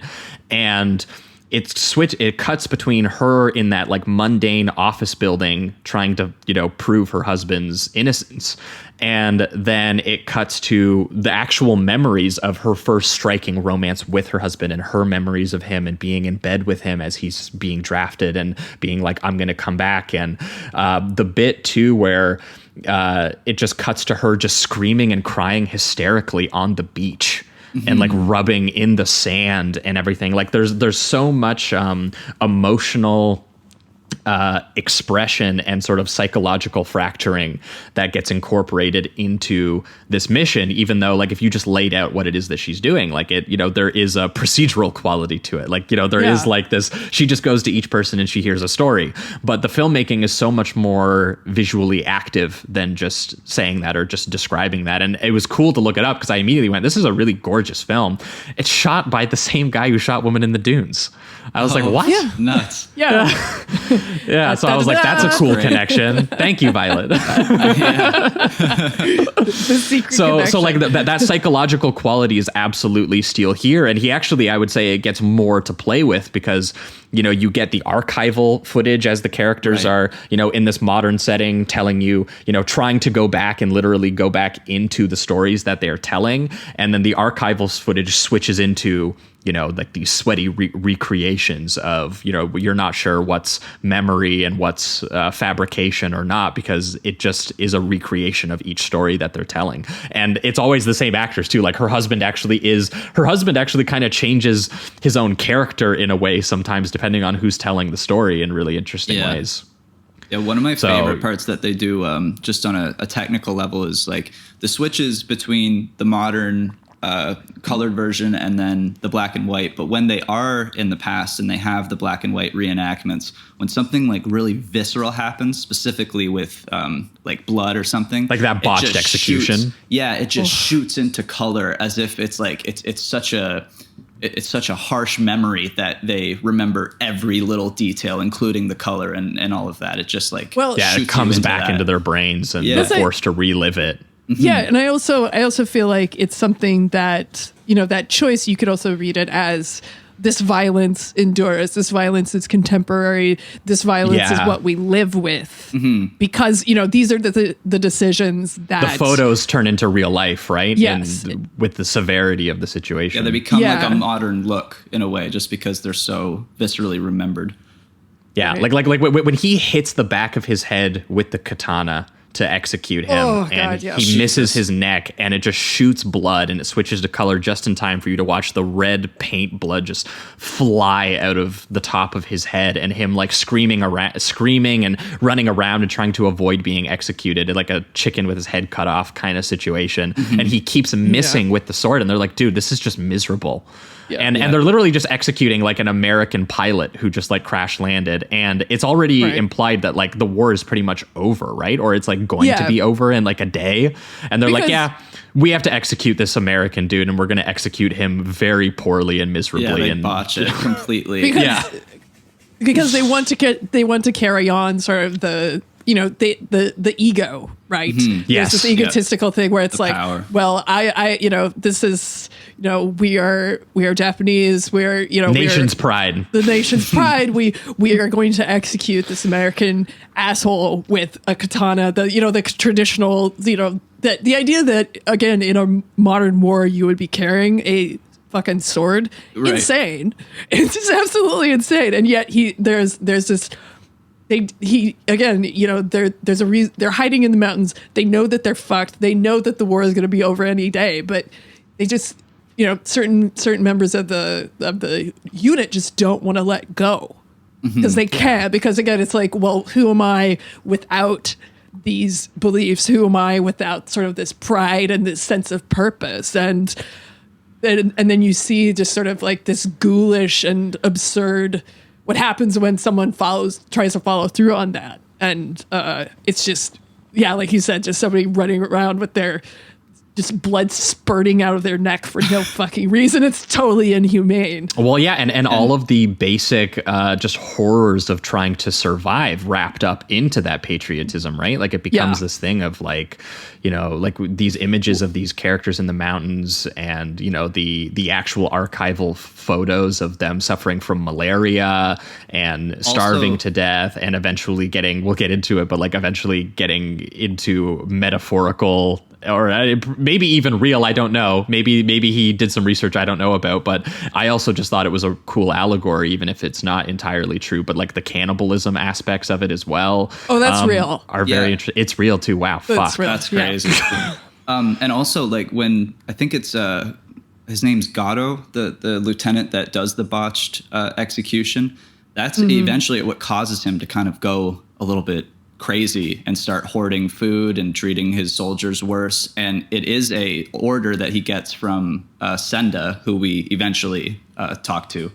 But it's just that trickling down of power that eventually causes complete like psychological devastation, basically, which eventually leads to the other soldiers that are below Gatto to experience really traumatic things like starving, being killed for really dumb reasons. It's just, it just constantly your continues. Point, yeah, no, your point is spot on. Like this idea of it, like the movie directly, angrily traces all of this to the emperor. The opening quote of the film is, "Our nation's military has always served at the discretion of the emperor."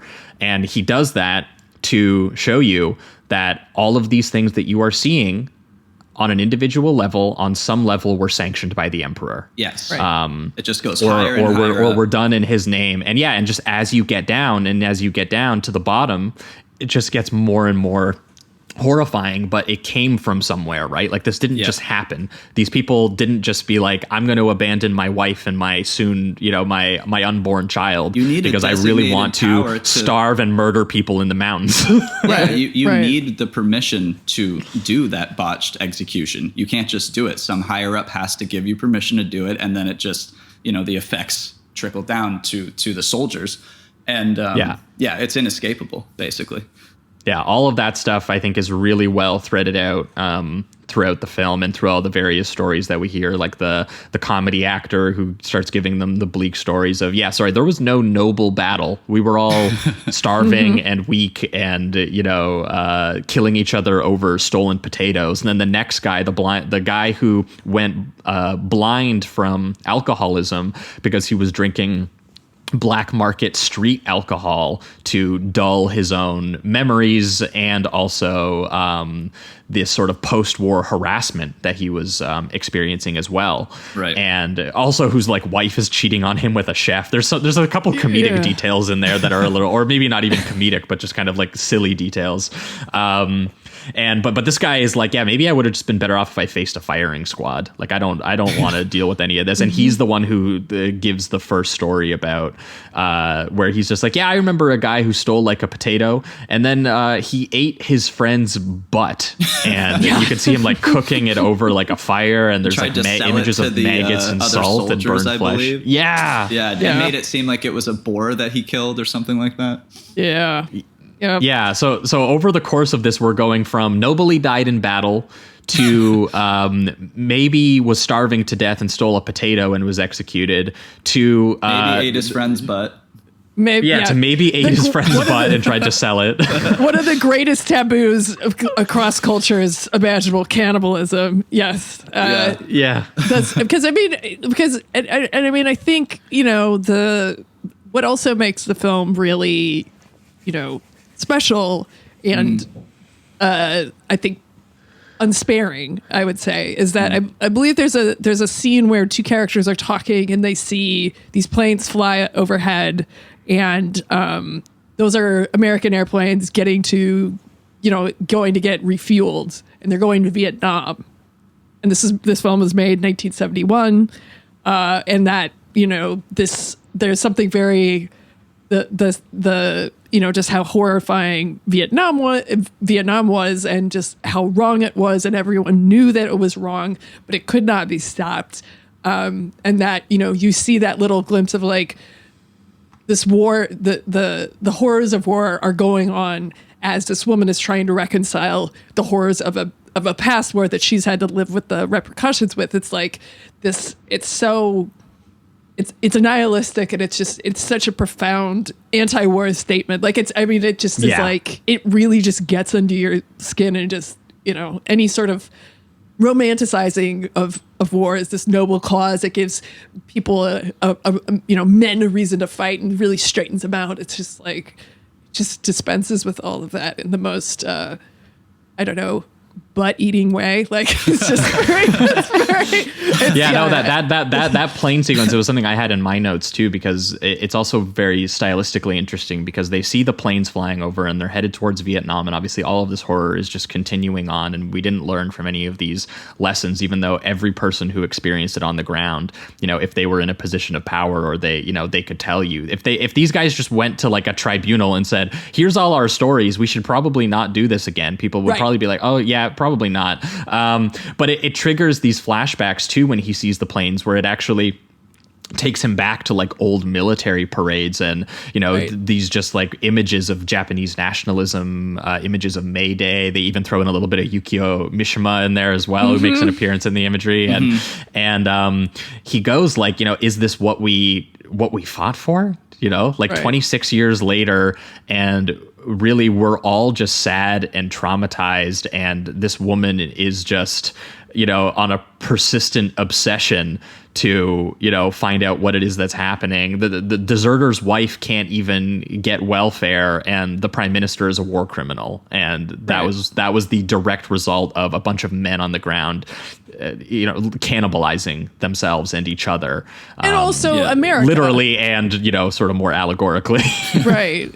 And and also again the victor, right? America sort of Yes. and the role that America played in reforming Japan's government after the war and putting, again, war criminals in positions of power, structuring things in a way that benefited America and American capital, and just that, the victor writes history. And when the victor writes history, these sorts of stories don't get told. And, this sort of, again, and I mean, you could see this also in the way in which the Japanese government dealt with the victims of Hiroshima and Nagasaki, where they didn't want to, sort of recognize them or sort of pretend like this didn't happen, or sort of provide aid to them, or people, people who suffered, birth defects, etc.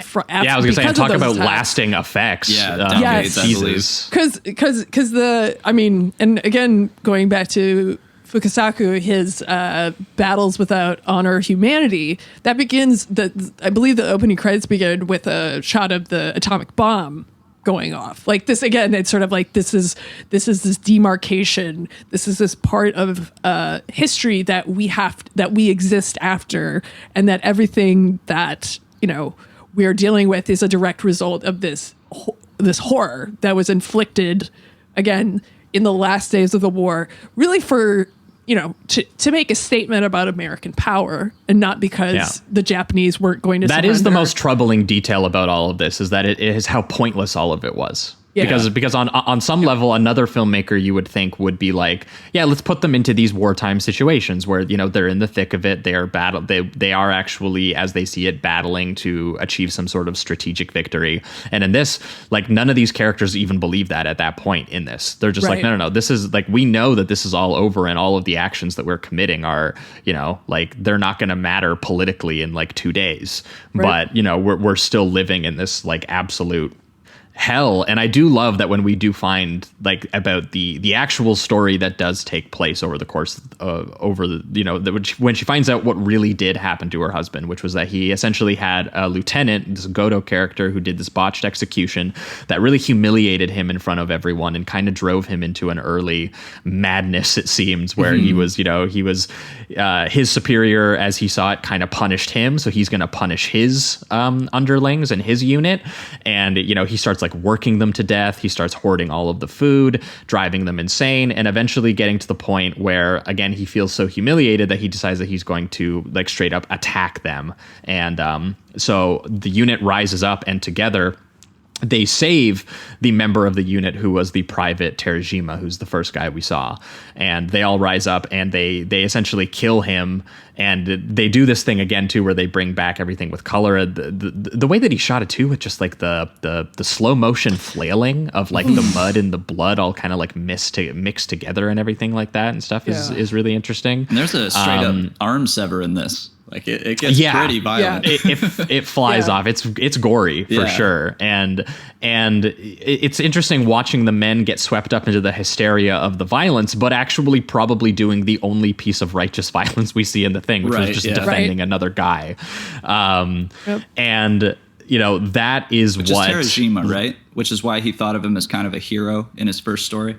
Yeah, exactly. So that's what's interesting, is that Terajima, he's the one who blatantly lies in his story because he knows what it is that happened to them, and it wasn't that he died heroically in battle.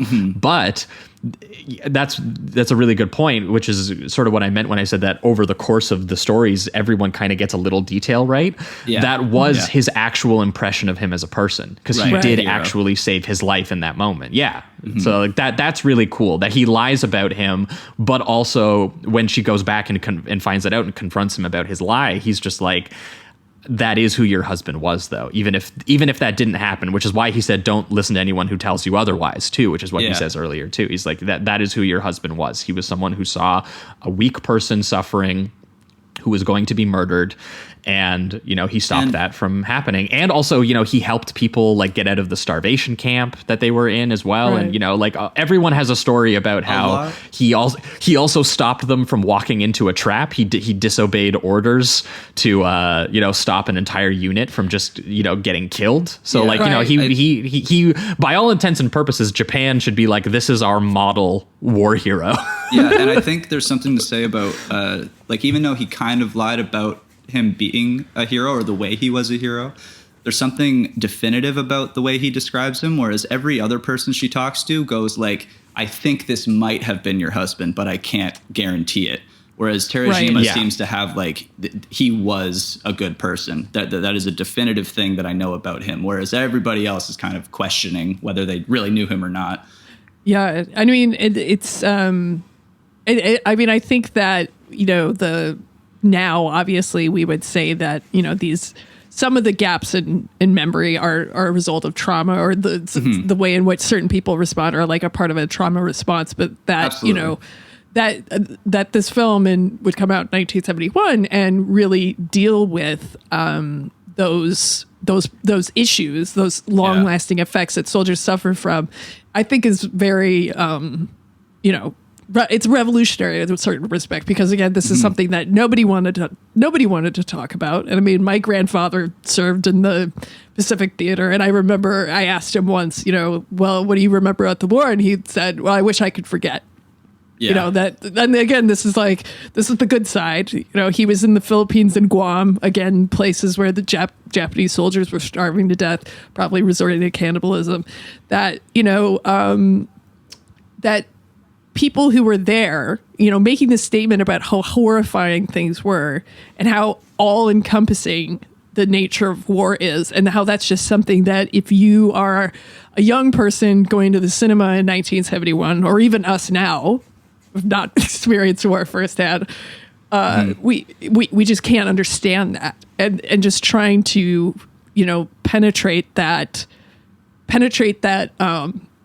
and make people understand, I think, is a really excellent thing to do. And again, there's this illusion, I feel like, of order that the film tries to break down. That it goes, look, we have these memorials and we tell these stories and we do these things in order to, cover up these things that actually happened. And a lot of people, at a certain point, you start to just believe the stories and believe the lies. And this film very much takes it from the point of view of, let's shatter that illusion front to back, like quite literally. Like even when they eventually do go to like Senda, who is the guy who was in charge of the overall unit, was the guy who ordered the execution of her husband, and claims that it was all done with proper procedure, and there was court-martial documentation.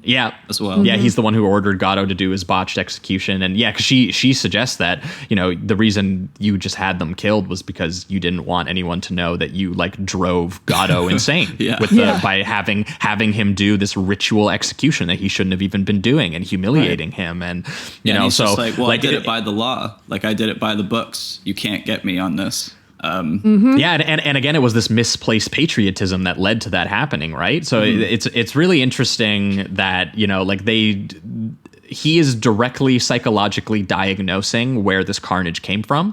And these people are writing off the excuses of it through paperwork. And he said, if it doesn't make sense, it's not that we did something hugely nonsensically disturbing. It's that there was a clerical error, like that's the issue that's happening here, and I love that conversation where he sits down and has with her and he talks about that, killing is okay when the entire country agrees to do it in the name of post-war recovery and prosperity. But if you have like a legitimate good reason, like you are protecting someone who is being, unjustly attacked, then, you deserve to be executed. Like that's essentially what the major tells her when she goes to see him and actually talk about it. And also too, that this guy's not living with the consequences. Like he's living a life of leisure. He's hanging out with his granddaughter. He's writing a memoir about his time in the army and everything. So to see that versus what it was that actually happened to her husband is it very much disturbs her, and it disturbs the sort of college professor who talks to him. And I think eventually they find out too, the blind guy was the one who performed the execution, right? He was the one who actually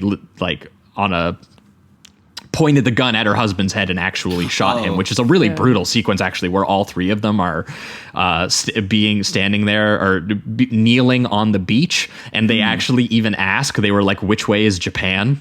Yeah. so that we can like look at it and we can like scream at it as we're Scream about to at the die. emperor. And the way that they all hold each other and say like, we're all friends who were drafted in school. We were all drafted together. We're all going to die together, which is such a powerful moment right before their execution. And also when you start to include the blunt, too. autobiographical element of that, he was, you know, drafted with his fellow students and watched fellow students die. Like I think it's very powerfully expressing those feelings.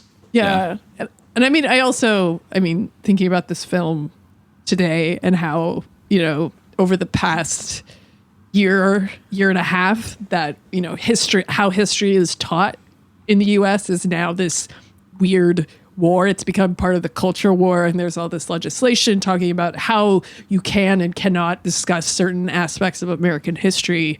It's just like, I don't know. I feel like it's this film really resonates with me now, and again wondering like, well, what other things are we going to lose because you know, what sort of mutual understanding are we going to lose because of stuff like idiotic shit like that? Because again, who are we going to eat is the real question. Or yeah exactly Yeah, because it's really hard to understand like what happened and where we go if the history itself is foggy and not clear and truthful. Yeah. So yeah.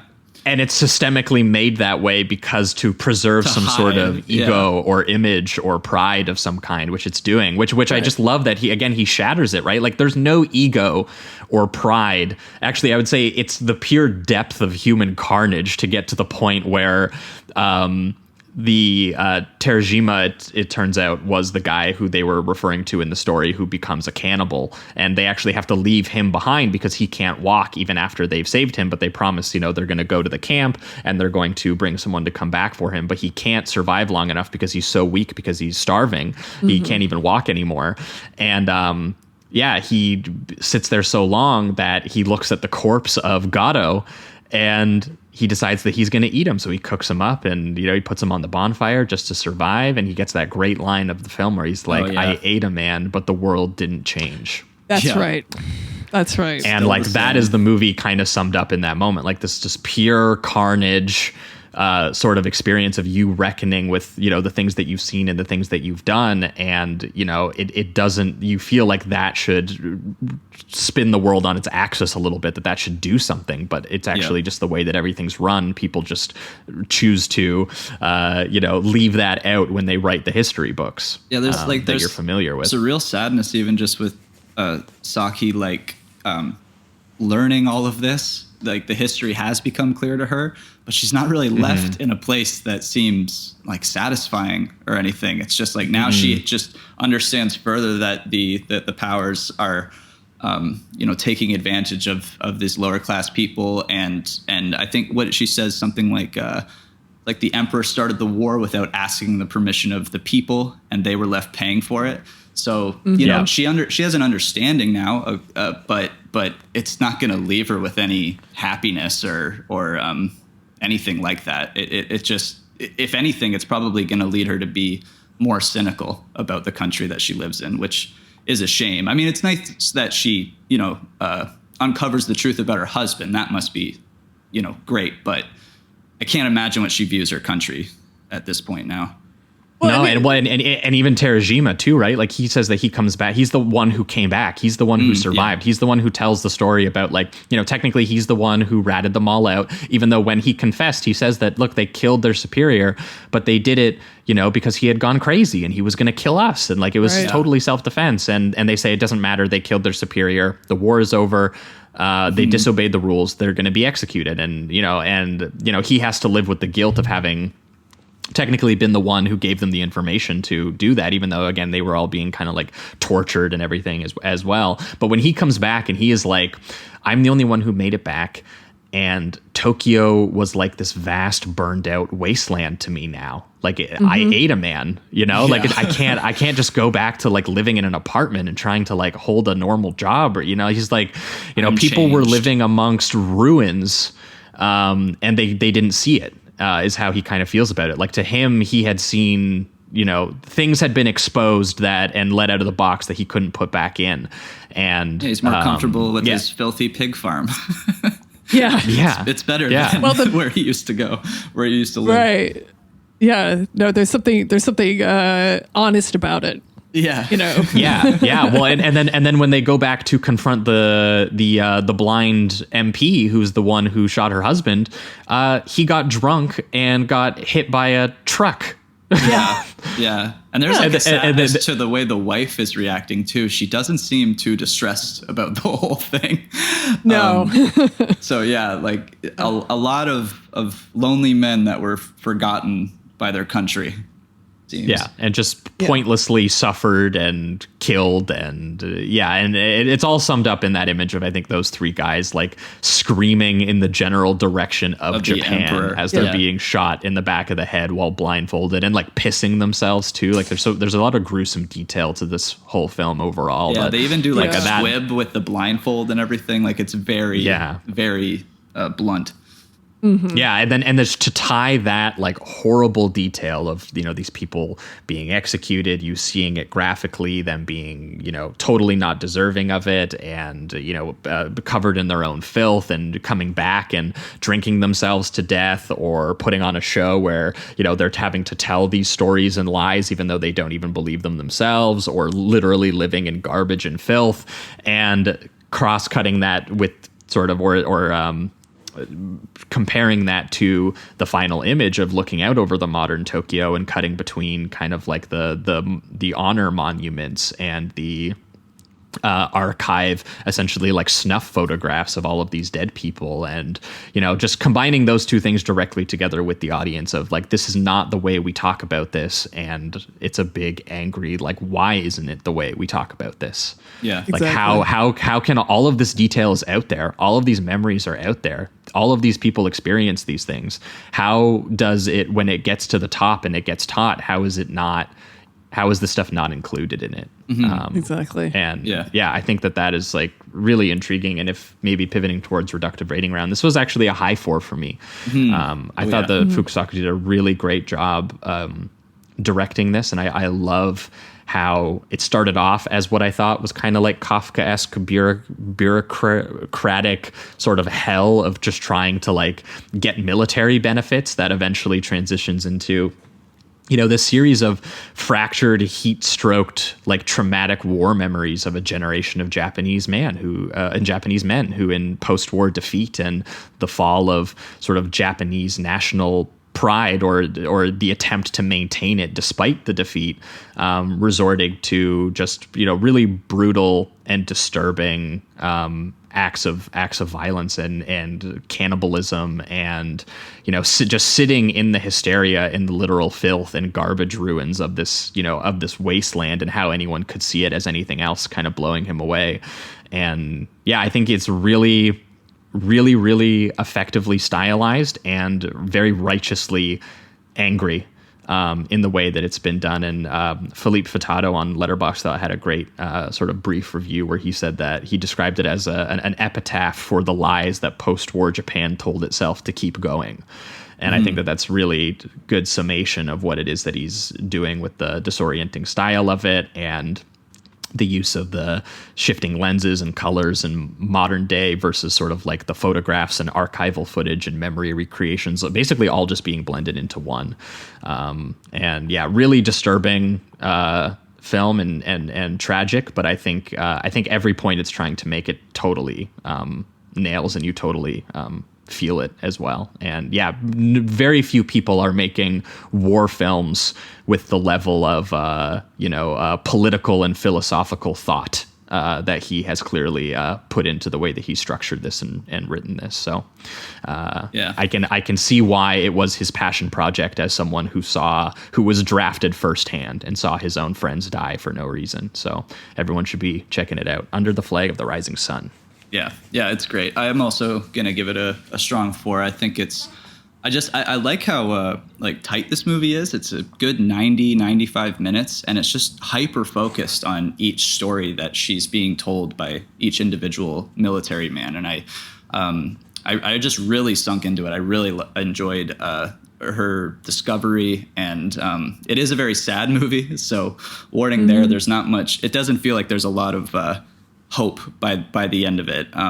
It's just lies to keep keep No tracking clean on. resolution to this story. Yeah. Right. So, but really well directed, and I do like that her journey kind of evolves. Like you said, it starts with her just trying to get the sanctions for her family, and then it's kind of a discovery of what happened to her husband, and then it's a discovery of just what her country treats these people that are fighting for it. I think it's a really, really powerful film, and I definitely got to check out the Yakuza series that he has, because I think I'll love that too. So yeah, a strong 4 from me.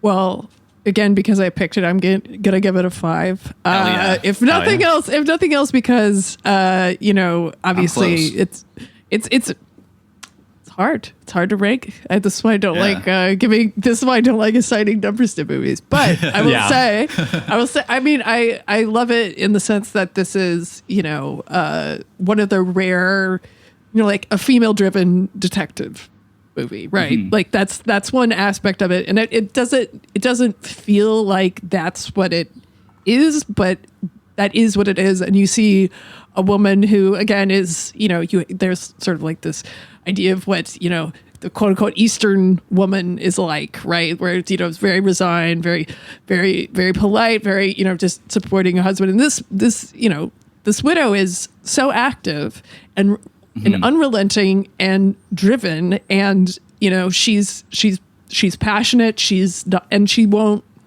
She's not, and she.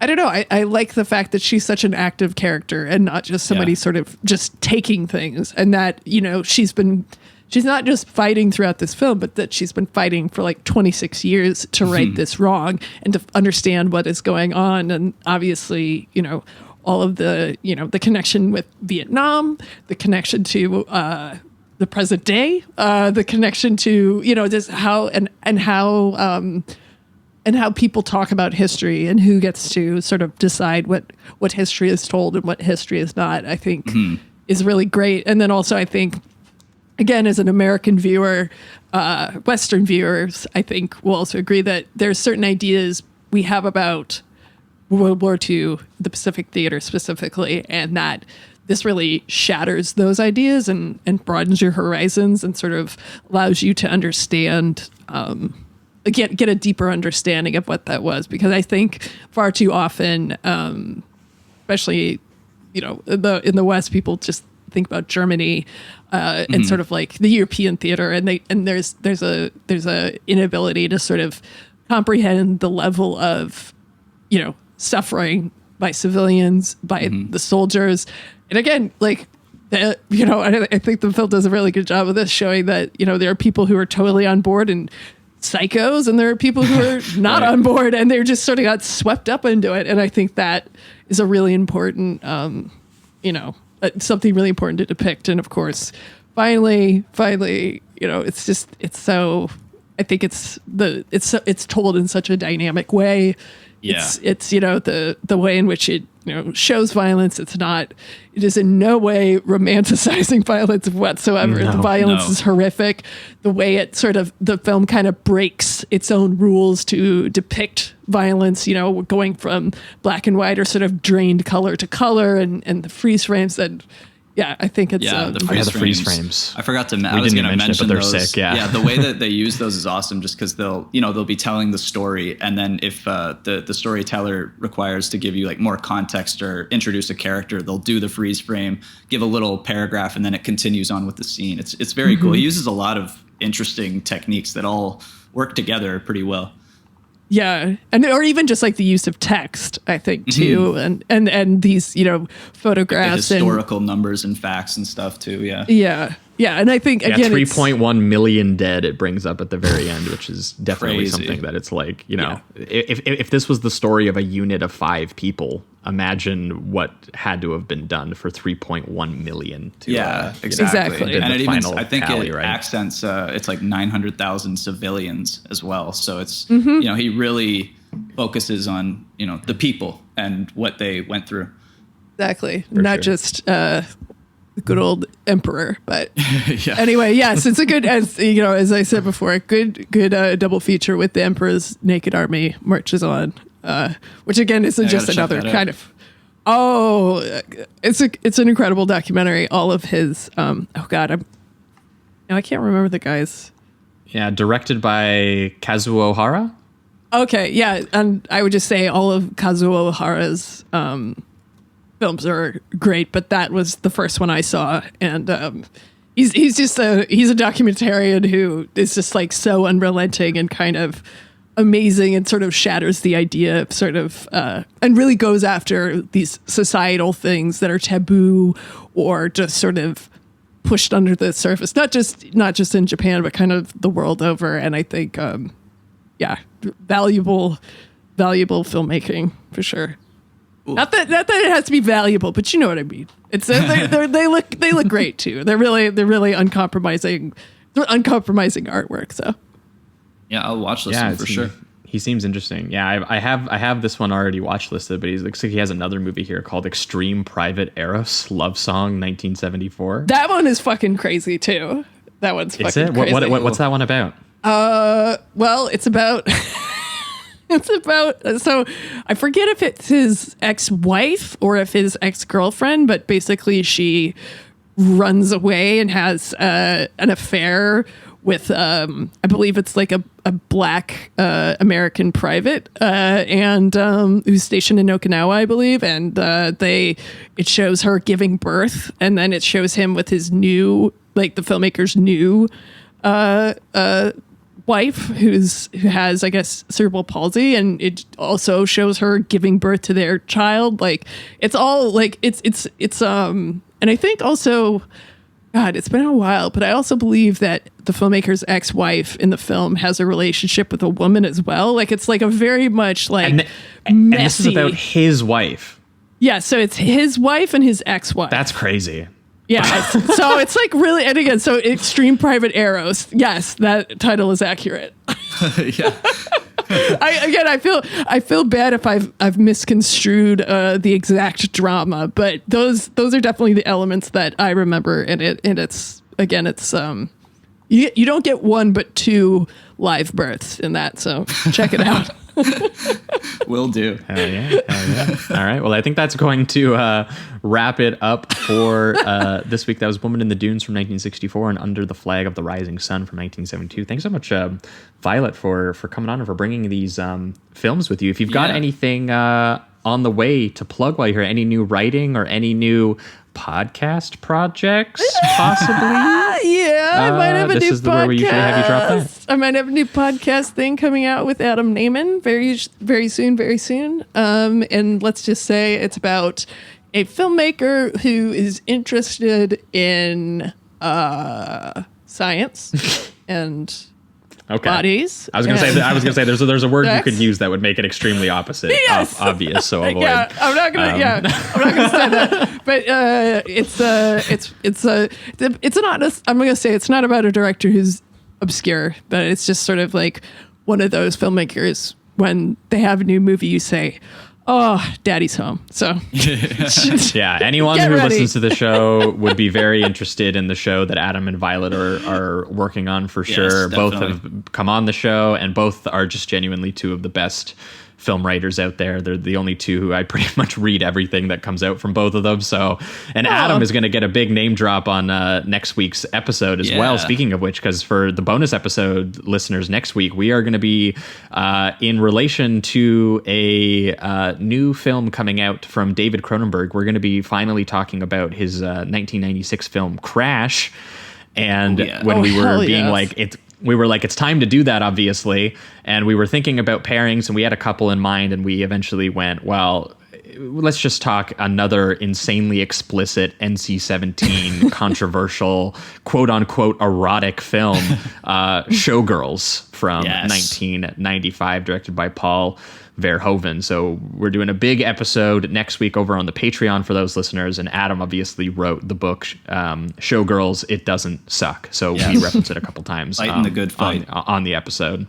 Hell yeah. So yeah, look forward to Violet and Adam's upcoming show. I'll definitely be listening. And next week's episode, Crash and Showgirls. And then the week after, we have a special guest coming on for your guys' main feed episode where we are going to be, I think, talking about some sort of like political resistance films. I haven't seen either one, so I'm not entirely sure what the double is, but we're talking about The Whistleblower, as well as The Mighty Quinn, which I think has Denzel in it, but I haven't seen it. So either way, I'm intrigued. I'm intrigued, and that's what we're going to be doing in 2 weeks' time.